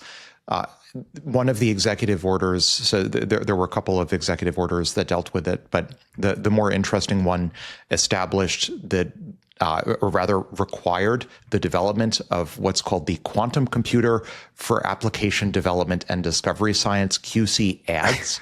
Which is interesting. The first executive order I've read that mandates the establishment of a quantum computer for discovery science. So on the face of it, great. We want to accelerate science radically. On the other hand, I do think this may be a case of begging the question somewhat. There is already a vibrant private sector of quantum applications, not just quantum computing, also quantum networking, and most interesting to me, quantum sensing. So establishing a national quantum computer effort for discovery science, to me, reminds me a little bit of Genesis mission, which if you look beneath the covers at where the money's coming from, it seems to be a repackaging of existing U.S. government funding. So that part I find less interesting. What's more interesting to me is the protection from foreign threats. So until the executive order, I, for example, was not aware, I'd be curious to hear, were you aware that there's a quantum information science and technology counterintelligence protection team? Nope. We have that. Nope. We have a quantum protection team in this country. I think that's super interesting, and in some ways evokes for me this idea that the U.S. government was caught flat-footed by AI. The defense community in particular and intelligence community flat-footed. We saw, as we were discussing earlier, we saw Mythos and now GPT-5.6 leapfrogging whatever internal, apparently, capabilities the NSA has when it comes to cyber. In quantum, I think the thinking somewhere in the executive is not to be surprised a second time and to actually get out ahead of any quantum capabilities that might be strategically disruptive. The problem, as I've mentioned on the pod in the past, is quantum for science acceleration just hasn't worked that well. Quantum computing was supposed to give us protein folding. Turns out protein folding problem was solved by, arguably, AlphaFold 3 purely classically without use of any quantum computing. There are a lot of folks, including Peter, common friends, who were very aggressively marketing quantum computing specifically for solving all of these problems. Well, to be clear, the company I think you're referring to, Sandbox AQ, is not using quantum computing. They're using the equations of quantum physics on AI platforms. So, Emad, how do you come out on this? Are you excited? Is this a nothing burger? Look, I think it's potentially the next big wave, right? And unlike GPUs, where China's catching up, like Huawei's about to release the 950s and others, in terms of bulk but not edge, quantum computers are vastly more complicated to build, right? Like even if the secrets kind of get out. Like China has a good thing in photonic quantum computers, but not the various types of a Rigetti or a D-Wave with the quantum annealers, etc. The most interesting thing is this for me. With super Mythos level models, we will be able to ask the quantum computers the right questions. Program them properly, yes. Program them properly, which is actually quite difficult to do. And Sandbox AQ, again, are doing a little bridge to that right now by having the equations. Although I think quantum equations and generative AI equations are very, very similar for a very interesting reason. But what type of quantum problem will require a quantum computer a day to figure out or a year to figure out? Nothing. Versus milliseconds, right? So what you've got is you have convergence of asking better questions and quantum supremacy and others coming. And that meeting point means we might not need Dyson spheres. And that is actually something. Okay, double down on that one for us, would you? Because that's all we speak about on this pod is Dyson swarms. I'm checking whatever they do. Basically, one of the things is more energy, more compute, more intelligence, right? But quantum, again, processes and questions can be answered almost instantly in microseconds. It's not like test time compute exists for quantum compute, but we're very bad at asking the quantum computers the right questions, and they're not a sufficient scale. So if we have an increase in energy to ask really good questions, maybe there comes a time where we can answer all the questions the quantum computers need and then meet in the middle through a mixture of GPUs and quantum computers to ask and answer almost any question. And that breaks this energy ramp increase to solve the mysteries of the universe by coating the entire universe with compute. So I think I have to jump in on this one. I think there's a latent assumption in this scenario that we see some sort of complexity hierarchy collapse. Right now, one of the reasons why quantum computers arguably haven't been that useful is because it's actually really difficult for humans without superintelligence to identify algorithms that are both economically useful and also achieve some sort of quantum advantage. We found a number of quantum advantaged algorithms. They're not that useful, at least not economically transformatively useful. But they make for good headlines. They make for wonderful headlines and amazing IPOs. To Emad's point, I think, and this is something that I'm bullish on, that I do think there's a pretty good chance that if there is some sort of, out there in math theory space, if there is an AI discoverable quantum advantaged AI training or inference algorithm, AI will find it, and that will suddenly pay back all of the sins of money being invested too much in quantum infrastructure previously, will atone for it. But separately, the point of the Dyson swarm, I would say the reason why I think right now we're on a default trajectory of a Dyson swarm isn't necessarily because everything is so efficient, but rather because we're running out of headroom in Moore's law. And as we start to, on the one hand, lose room at the bottom, as Feynman would say, and on the other hand, see skyrocketing demand for AI, and on the third hand, municipalities don't want data centers, we push them to orbit. Will quantum obviate the need for a Dyson swarm? I think they're probably not mutually exclusive. I could imagine scenarios where we build a Dyson swarm of hybrid or pure state quantum computers, and people don't want quantum computer data centers in their backyard, just like they don't want classical computers. Yeah, as Elon supercomputers said, are difficult. build the quantum computers in the permanently shadowed craters on the moon. Yeah. Yeah, look, I think the thing here again is the default path is energy, everything gets converted to compute, right? But for frontier capability and the type of capability we discussed earlier on this episode, that could disrupt nation states, that could disrupt society, you might find in the next couple of years, with the way these two curves are going, a discontinuity. And the United States is trying to ensure that it is on the frontier of that, with the most capable frontier models, with the right algorithms for the right quantum computers that are finally useful. And if that happens and that meets, then it's very difficult to fight against that. Because again, you don't need to scale the test time compute if you can crack that. Yeah, I think the right analogy there, so I agree. The right analogy is again, something like we're in 1939 or 1940, and the goal isn't to infinitely or rather indefinitely preserve an American advantage in these capabilities. It's just to slow the rest of the world, namely China, down enough that we can hit enough recursive self-improvement and dominate, for whatever definition you prefer of dominate, the future light cone with capabilities that really only need to be a few months, at most a year ahead of the competition. All right, Dave, do you want to add on this, or should I jump into the next story? Well, I started this new company, Quantum.ai, for exactly this reason. So I've got so many thoughts. Okay, yeah, we'll go for it then. Well, let me just, I don't want to belabor it, but September timeframe around the MOONSHOTS Summit, if you want Alex to be super excited on stage, let's talk about quantum photonics, not quantum computers. Also, quantum sensing was almost certainly going to work. So you'll be able to store insane amounts of information in tiny, tiny spaces. But the photonics, I've been working for 9 months now on this quantum AI and working on the algorithm side, but it's almost a certainty now that highly quantized neural nets can perform just as well as floating point 32 neural nets, which opens the door to massive amounts of photonic computation efficiency. I would be shocked if by the time we're talking to Elon next December, I'd be shocked if we're not talking about next launching, December or this December? this coming December. Yeah.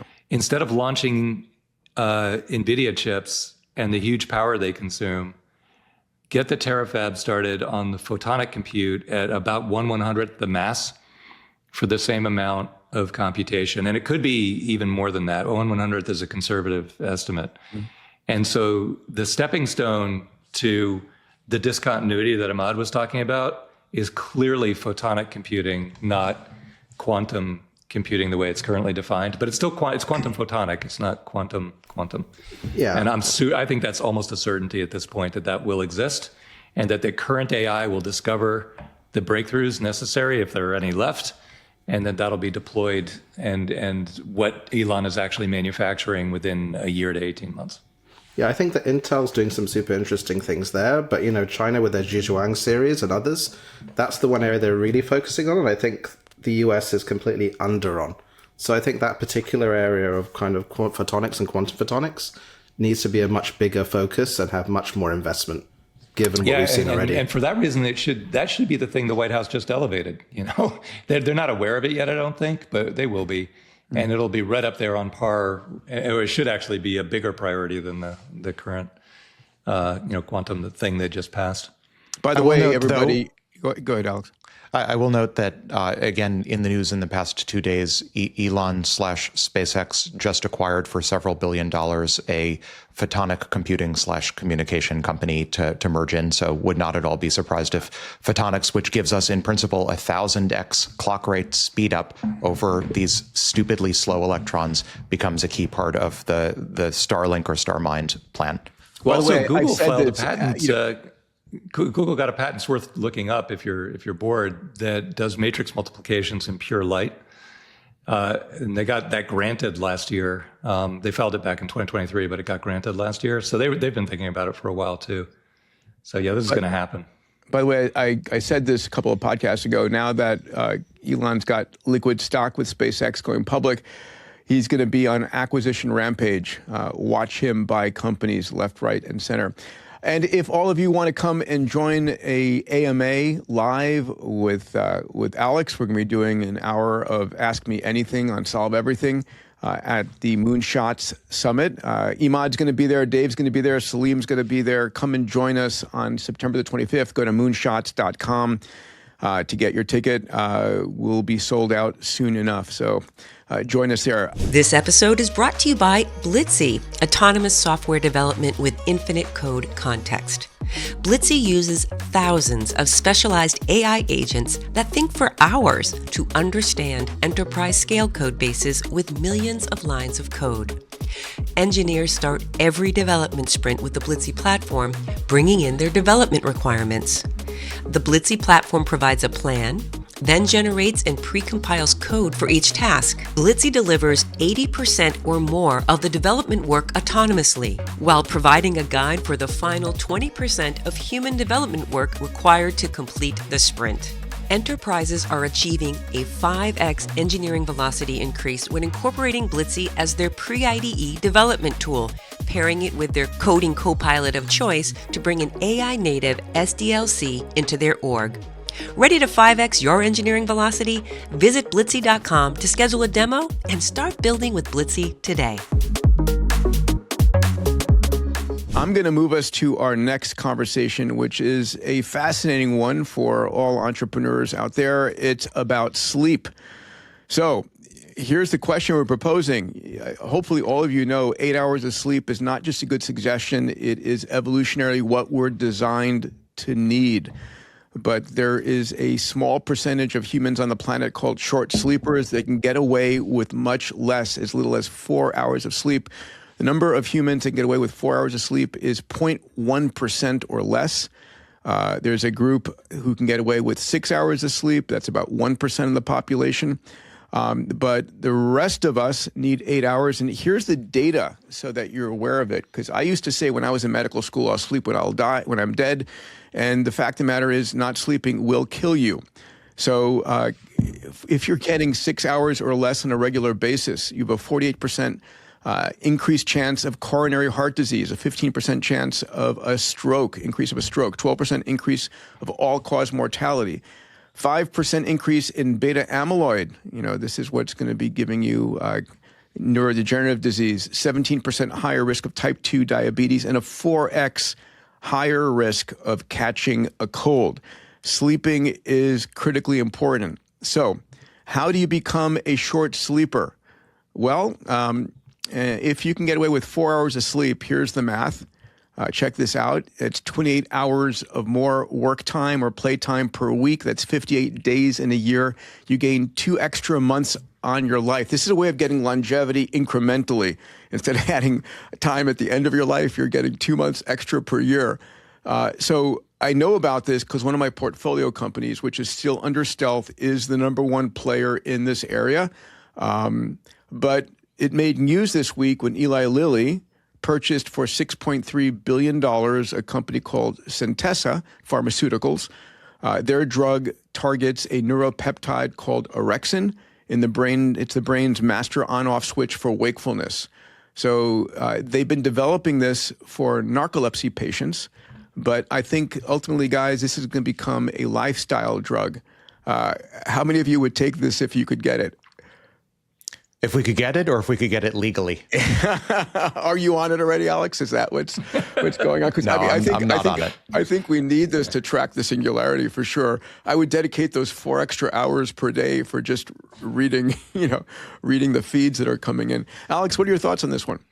I think this is potentially as transformative as the GLP-1 receptor agonists. This is Eli Lilly seemingly playing the same playbook over again. So just to refresh, the GLP-1 RAs initially approved for treatment of diabetes. and taking advantage of this protein that was discovered, I think, in like lizards in Arizona. Yes. It was, oh God, what are the large... like Gila monsters or something? No. Anyway, reptiles in Arizona that could survive without eating for long periods of time and were somehow able to maintain sugar/insulin balances for long periods of time, discovered that actually if humans have an analog of that, it seems relatively well conserved. And if you can synthesize a receptor agonist, you can trigger common pathways and enable humans to balance their sugar levels over long periods of time. But it turns out the pathway is so important that it and this is still something I think of mystery science right now on the GLP-1 RA side. You're able to have all of these amazing, potentially lifespan increasing effects. You're right. Yeah. Gemini says it was in the Gila monster. Yes. The Gila monster. So now same playbook, and I should add, like the GLP-1 RAs took Eli Lilly and have made it a Terracorn. Is it like $1 trillion company? And the revenue that it's generating off of just this is comparable to, if not larger than, all the token revenue that OpenAI and Anthropic are generating on similar timescales. So if you're Eli Lilly, you have to be asking yourself, can you take this receptor agonist playbook and apply it to other domains? And it looks like Eli Lilly thinks the answer is yes. And they're going to apply it to neuroscience next, where the role of diabetes is going to be played by narcolepsy. The role of GLP-1s is going to be played by orexins. And the role of health span in inducing positive side effects across all of these other areas is going to potentially apply to the ability to sleep less without the nasty side effects that you were mentioning, Peter, to help people who suffer from daytime sleepiness due to Parkinson's and Alzheimer's and mood disorders, potentially helping people emerge from comas, because orexin is so essential to all of these neurological pathways. Yeah. Yes. Yeah, that's why I'm so excited about my portfolio company. I saw the data; it's double the performance of the Centessa drug. So, and if they're getting bought for $6.3 billion, that's hopefully going to be amazing. Dave, and just think of one more point. Think of all of the economic output that could be unleashed if everyone everywhere had 4 more hours of wakefulness. Yes, and compare that. Yeah. Yeah, and that's my argument for adding 30 healthy years in a person's life as well. But imagine if you had it in your early 20s when you're most productive, right? Yeah, crazy. Dave, what are your thoughts on this one? Yeah, we one of our partners, Mira Wilczek, actually, Alex, one of your many classmates, she was a natural 4-hour a night sleeper. There's a bell curve there. It goes all the way down to 2 hours. Some people are 100% functional on 2 hours sleep. It's very, very rare. Most people are in center points on 8, but some people need 14 hours sleep. Can you imagine how much would that suck? But Mira got so much done. It's like having a whole nother life. I was so jealous of that. So yeah, I'd take it in a heartbeat. Emad, how much do you sleep? I'm a 4-hour sleeper. Are you? You lucky jealous. I thought so. You get the time in. No, I mean, I'm very bullish on orexin. So, we had a long look at this with ASD and sleep disorder. And, before you could only get things like Lactobacillus biogaia and others to affect it. But you see a lot of knock-on impact from this, actually, when you upregulate oxytocin and orexin to inflammatory markers and things like ghrelin and leptin. And I think you could see, again, GLP now is impacting all these other biostatic stabilization mechanisms. I think this pathway will do the same, especially for inflammatory disorders. And so I think you sleep less, but you become less inflamed is what you're going to see as a result of some of these treatments. So excited to be alive right now. I mean, this is like my abundance story for everybody. It's like, this is the time to be alive and just get excited about what's coming down the pike. All right, you guys ready for some AMA questions with the mates? Yeah, let's hit it. Fantastic. All right, let's jump in. Here we go. Emad, you're our supermate guest for the day, so why don't you choose first? Oh gosh, seems to be a lot of UBI questions here. Can UBI be as simple as reaping dividends from US government-held golden shares? Do not freeze 79. The math is impossible. Like, if you look at how big the AI companies would need to be to get a basic living level of UBI from dividends, assuming 5%, it's about $10 trillion, and you'd have to own like half of them to get to like halfway there. They'd have to literally be the biggest companies in the world, and it would only be to the US, which is question 4. How can anyone outside the US survive if it's only distributed in the US? I think we need to fundamentally look at how capital flows, and monetary equivalents of UBI, where money is created, make a lot more sense. And we've seen some explorations of that. And then from that, we really need to think again, how do we value things when the AIs and robots basically dominate the world? Yeah. And I hope that we see a lot more research and trials on that.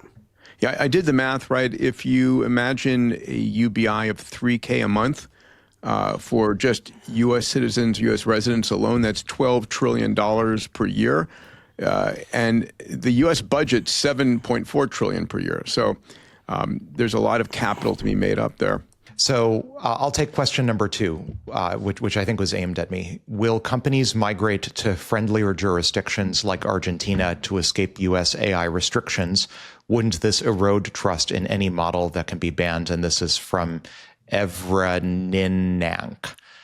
So I don't think model companies are at all likely to migrate to Argentina. I think the frontier model companies are going to very likely remain firmly entrenched here in the US, and you'll see Chinese companies firmly entrenched in China, and then there will be the rest of the world. I don't think Argentina is likely to end up hosting any frontier model companies. Companies that I can conceive migrating to Argentina under its proposed new non-human AI corporation regime will be inference time companies that are basically AI persons. So a humanless AI company that's just operating its own business.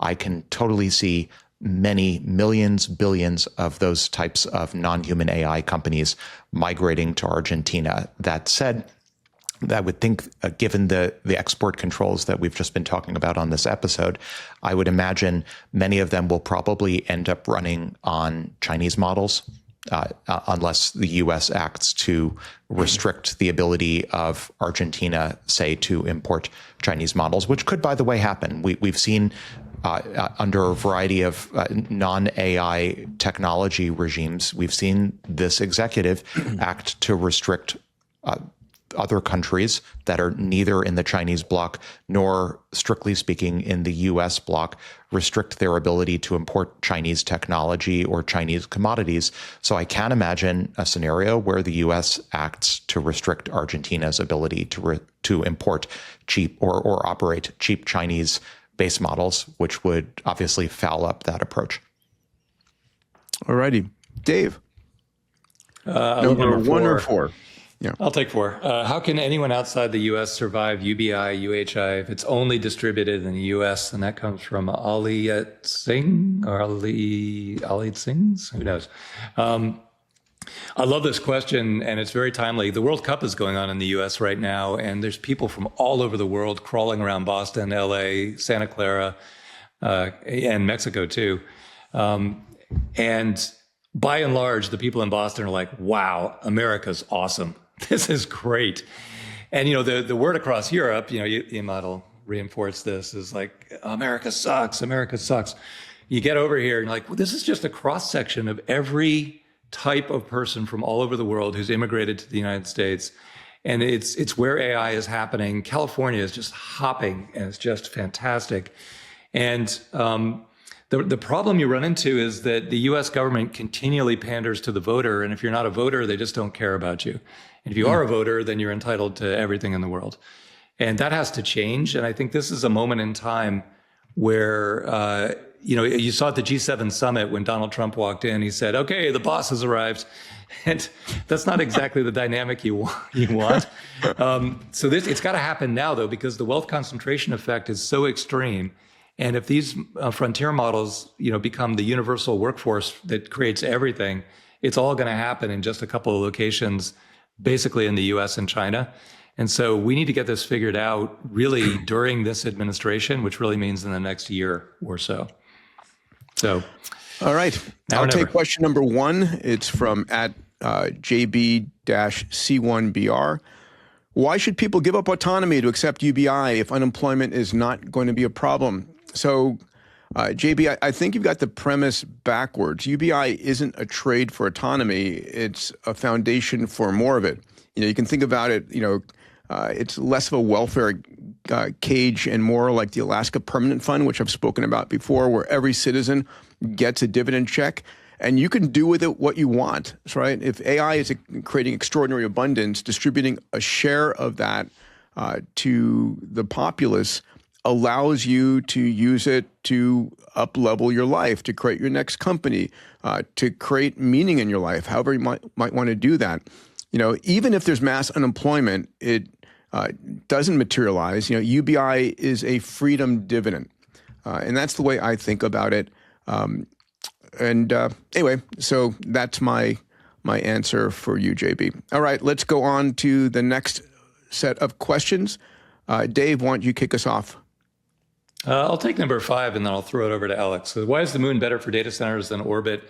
Is it the gravity or the Earth-facing position? Definitely not the Earth-facing position. This topic came up when we were talking about the Kessler effect. And we really did a good job of that on the last podcast. So low Earth orbit is great for data centers, but then you get outside 500 kilometers altitude and you get the Kessler effect problem and all kinds of debris flying around, destroying your data centers. So the best place is low Earth orbit, where there's a little bit of atmosphere that cleans the system naturally, but that's a relatively narrow band. The moon was good for the same reason. It's somewhat protected. But there is no atmosphere on the moon either. So that's why I'll throw it to Alex. Why do you think the moon is better for data centers? I would say they're complementary, but the cislunar environment certainly has a number of advantages that orbit does not. For example, if you're concerned about the security of your data centers, there are, and both the West and the East, the great powers have demonstrated the ability to, on orbit, send robotic devices in and with grappling arms, China especially in the past year has very publicly demonstrated this, interfere with on-orbit devices. Whereas if you have a data center sitting on the lunar surface, you can defend it. You can be sure that there's no one, for example, coming in behind you, listening to the same beam that you're using to communicate with the Earth on. So there are a few reasons from a security perspective. Also, the moon has mass. If we set up, as I think Elon and hopefully others are going to do, an industrial ecology that's non-terrestrial, you can start mining water and other elements. Water's not an element, obviously, but mining raw materials from the lunar surface to build more data centers. You can't build more data centers in orbit. You just don't have the feedstock to do that. I was just going to say lunar regolith for folks, that's what you call the lunar soil, is silicon, oxygen, nickel, and iron. It's perfect for data centers. Perfect for disassembling the moon, in other words. Yeah, there's another version of that, which is highly likely, where you're using those elements and then you're using a mass driver to launch them into low Earth orbit. Yeah. That is something that's definitely going to happen because it's on the planning radar already. So and it's the ultimate high ground. I mean, the one of the narratives for why have an Apollo program at all was that it was a continuation of the Manhattan Project, and with the moon as the ultimate high ground for launching weapons. Well, it may be the case that in addition, perhaps, to the moon being the ultimate high ground for launching weapons against Earth, it's the ultimate high ground for launching data centers to service Earth. Kudos to one of my mentors, Gerard K. O'Neill, professor of physics at Princeton University, who ran the Space Studies Institute and wrote about this, actually built some of the first mass drivers, and he laid out an entire architecture of mining the moon. His vision wasn't data centers. It was actually building and launching solar power satellites to Earth orbit to provide solar energy on rectennas on the ground. We've changed that a little bit because we're going to use the energy in space for creating intelligence, but he laid this out in the 80s, an amazingly brilliant individual who left us too early. But Gerard K. O'Neill, look him up. Alex, choose your next one. Let's leave number 7 for Emad. Yeah, go on. I think I have to choose number 6. So what physical and behavioral forms will humans and other species take in the age of the singularity? And this is from Jognallen 383. So I'll construe the question.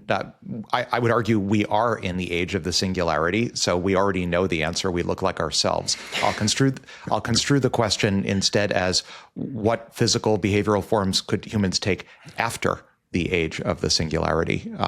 So I think I've argued in past there will be many new forms of person and personhood. I take a lot of heat in especially the YouTube comments for agitating for some form of AI personhood.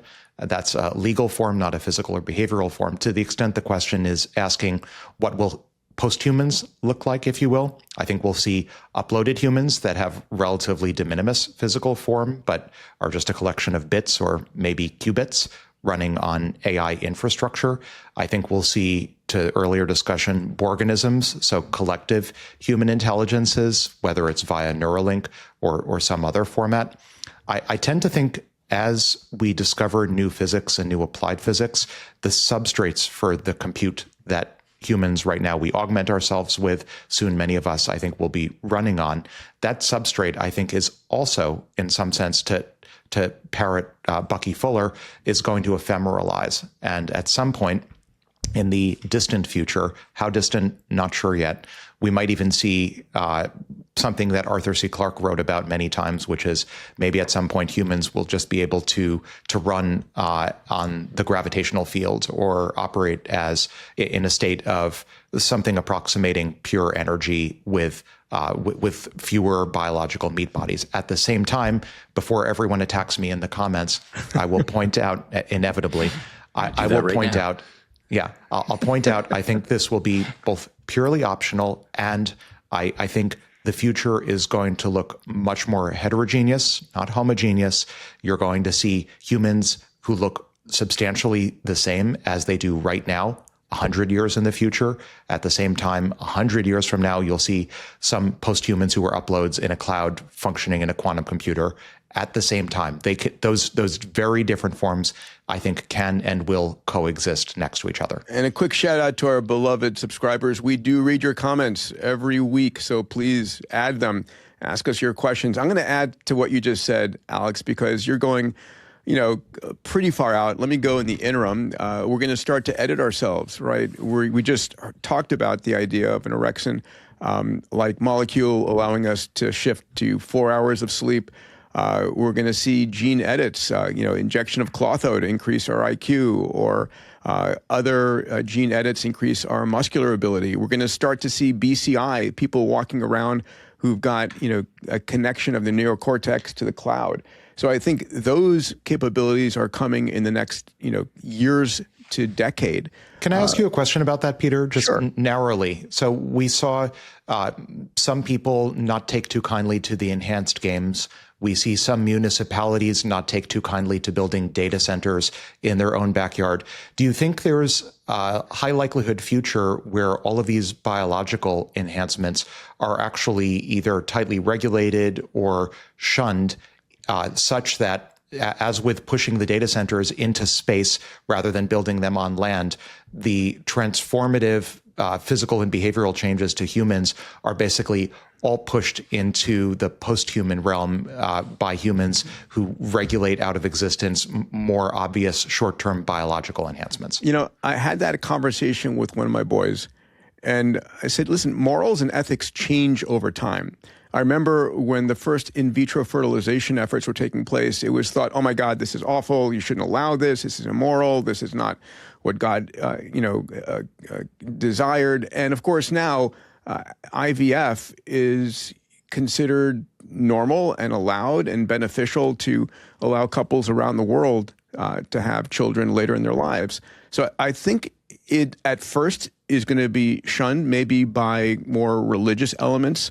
But I think ultimately it's going to become accepted. Shout out to Ramez Nam, who wrote an incredible book called Nexus, which talked about all of these genetic edits to create, BCI capability, basically neural lace in the brain, but also the edits, a lot of it will go underground. and then eventually will become, of course, I've been enhanced. Why would I not want to? We all want the best for ourselves and our kids, the best education, the best food, the best tech, the best whatever. Why wouldn't you start with the best genetics? I know this is a sensitive subject, but I think it's going to become part of life going forward. Emad, what do you think about that? Oh, it's going to be fascinating, isn't it? I actually I spoke at the Oxford Union a couple of weeks ago in a debate about whether AI can attain personhood, and obviously won against it. So that's coming out soon. So you see the argument against this. These are big questions that we're going to have to ask. And I think ultimately we're all made of star stuff, but some of us will be more star stuff than others, is the way I like to think about this. Emad, would you take number 7 for us? Yeah, for EU entrepreneurs, lagging the US, China, is the highest leverage more vertical AI startups or agentic workflows into legacy industries? That's from Steve Crabb. I think this is fascinating because, you can't compete on frontier models for various reasons, but also the nature of regulation in the EU means that there's massive potential for the latter, agentic workflows into legacy industries. In the US and Silicon Valley, the initial diffusion of innovation is happening really rapidly because companies are open to it, The vast majority of the US hasn't. In Europe, it's even further behind. But it's inevitable because you get the competitive pressures. So being able to go in and work with those companies is a massive transformative opportunity because it's inevitable. Whereas building virtual AI startups in the competitive regulation, it varies from industry to industry, but it's just not as easy as the US.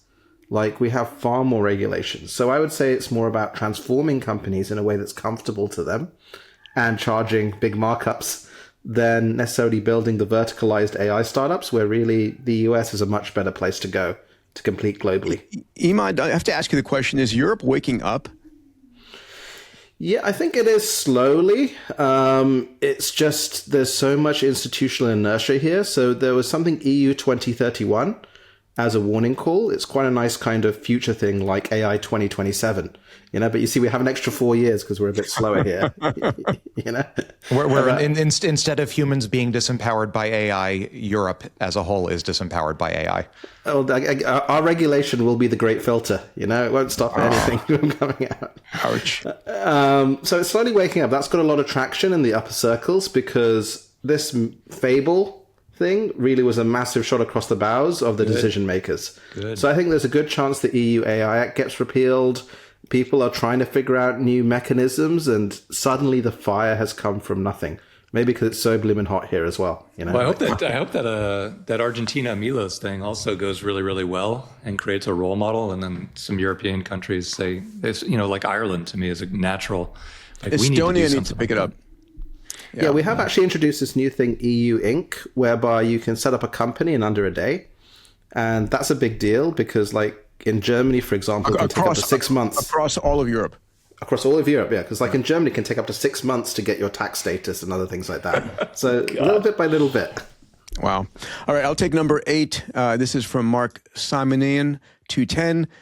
Wouldn't it be easier to put data centers in oceans and the Great Lakes than flying them 93,000 miles up? Maybe that's a transcription error, but Mark, we're not talking about 93,000 miles. We're talking about 500 miles up into low Earth orbit, or on the moon, it's 240,000 miles up. So to answer that, Microsoft already proved the ocean concept. I looked it up here. Project Natick ran subsea for 2 years and lowered failure rates compared to land-based servers with excellent cooling. Of course, the advantage of going into the ocean is you don't have to deal with the launch costs, and there's plenty of cooling, and it's relatively nearby for repairs. And you can either have it within your jurisdiction or offshore sufficiently so it's outside the jurisdiction. But the reality is, as launch costs are dropping, and we heard about this in the last pod with Will Marshall, that apparently, Dave, you and I were talking to Elon saying he flipped the bit, and he did. What was it now? 9 months ago when he started talking about, no one was talking about orbital data centers, but apparently Will Marshall and Eric Schmidt and folks at Google were talking about this as much as a decade ago. Mm-hmm. Ultimately, it's going to be both. We're going to have data centers on land, in the oceans, in space. There is as much demand as we can supply. So I don't think there's a limitation there right now. Alex, any more thoughts on ocean-based data centers? Yeah, I'm a big fan. Peter Thiel funded, I think it's Panthalassa, that's focused on Recently, this. right? Yeah. So I think, look, one of my operational definitions for the singularity is every sci-fi trope happening everywhere all at once. And I think data centers on the ocean are the prototype for seasteads and ocean colonization. And so, yes, I think we get our data centers on the oceans. I don't think it's as scalable as orbital compute. But then again, if you want to say live on an ocean colony, which is, I think, something that we are going to get over the next 10 years, then you're certainly going to want your own local compute. And I could totally imagine if you've seen the Panthalassa video demos, that ends up becoming a nucleus for a next generation of ocean colonies. Hey, one thing to add to that, if the photonics takeoff that we were talking about earlier is on a 1 to 2 year timeline, which I think it likely will be, people will want to put the NVIDIA data centers in the ocean and not launch them because they're very heavy, a couple tons for an NV72 with power. That's cheaper to deploy in the ocean while you're building the photonic thing, which is about, a tenth, a hundredth, a thousandth the mass per compute. And so that's a real possibility that we have both, but in that order. Emad, before we go to our outro song, give us an update. How's Intelligent Internet doing? What are you up to these days? Give your fans a little bit of an Emad preview. It's going well. We're, like I said, releasing the harness that will allow anyone to uplift the models above Mythos on Monday.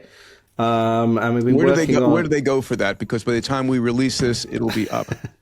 It'll be at probably my Twitter at emosstack. I'll retweet it. And then we've been working on sovereign AI, and I think we have a mechanism whereby everyone can own the AI and robots. And so we'll be announcing that soon, along with a new book, After the Last Economy. So all going on. Amazing. And I know the secret stuff you have going on, which is incredible. Appreciate having you in the universe. And Alex and Dave, love you guys. A quick shout out to Salim, who's now on stage in Spain, or at least landing in Spain. Come back, Salim, we miss you. All right, this is an outro music by @Roy the Inventor called Moonshot Masters. Let's take a listen.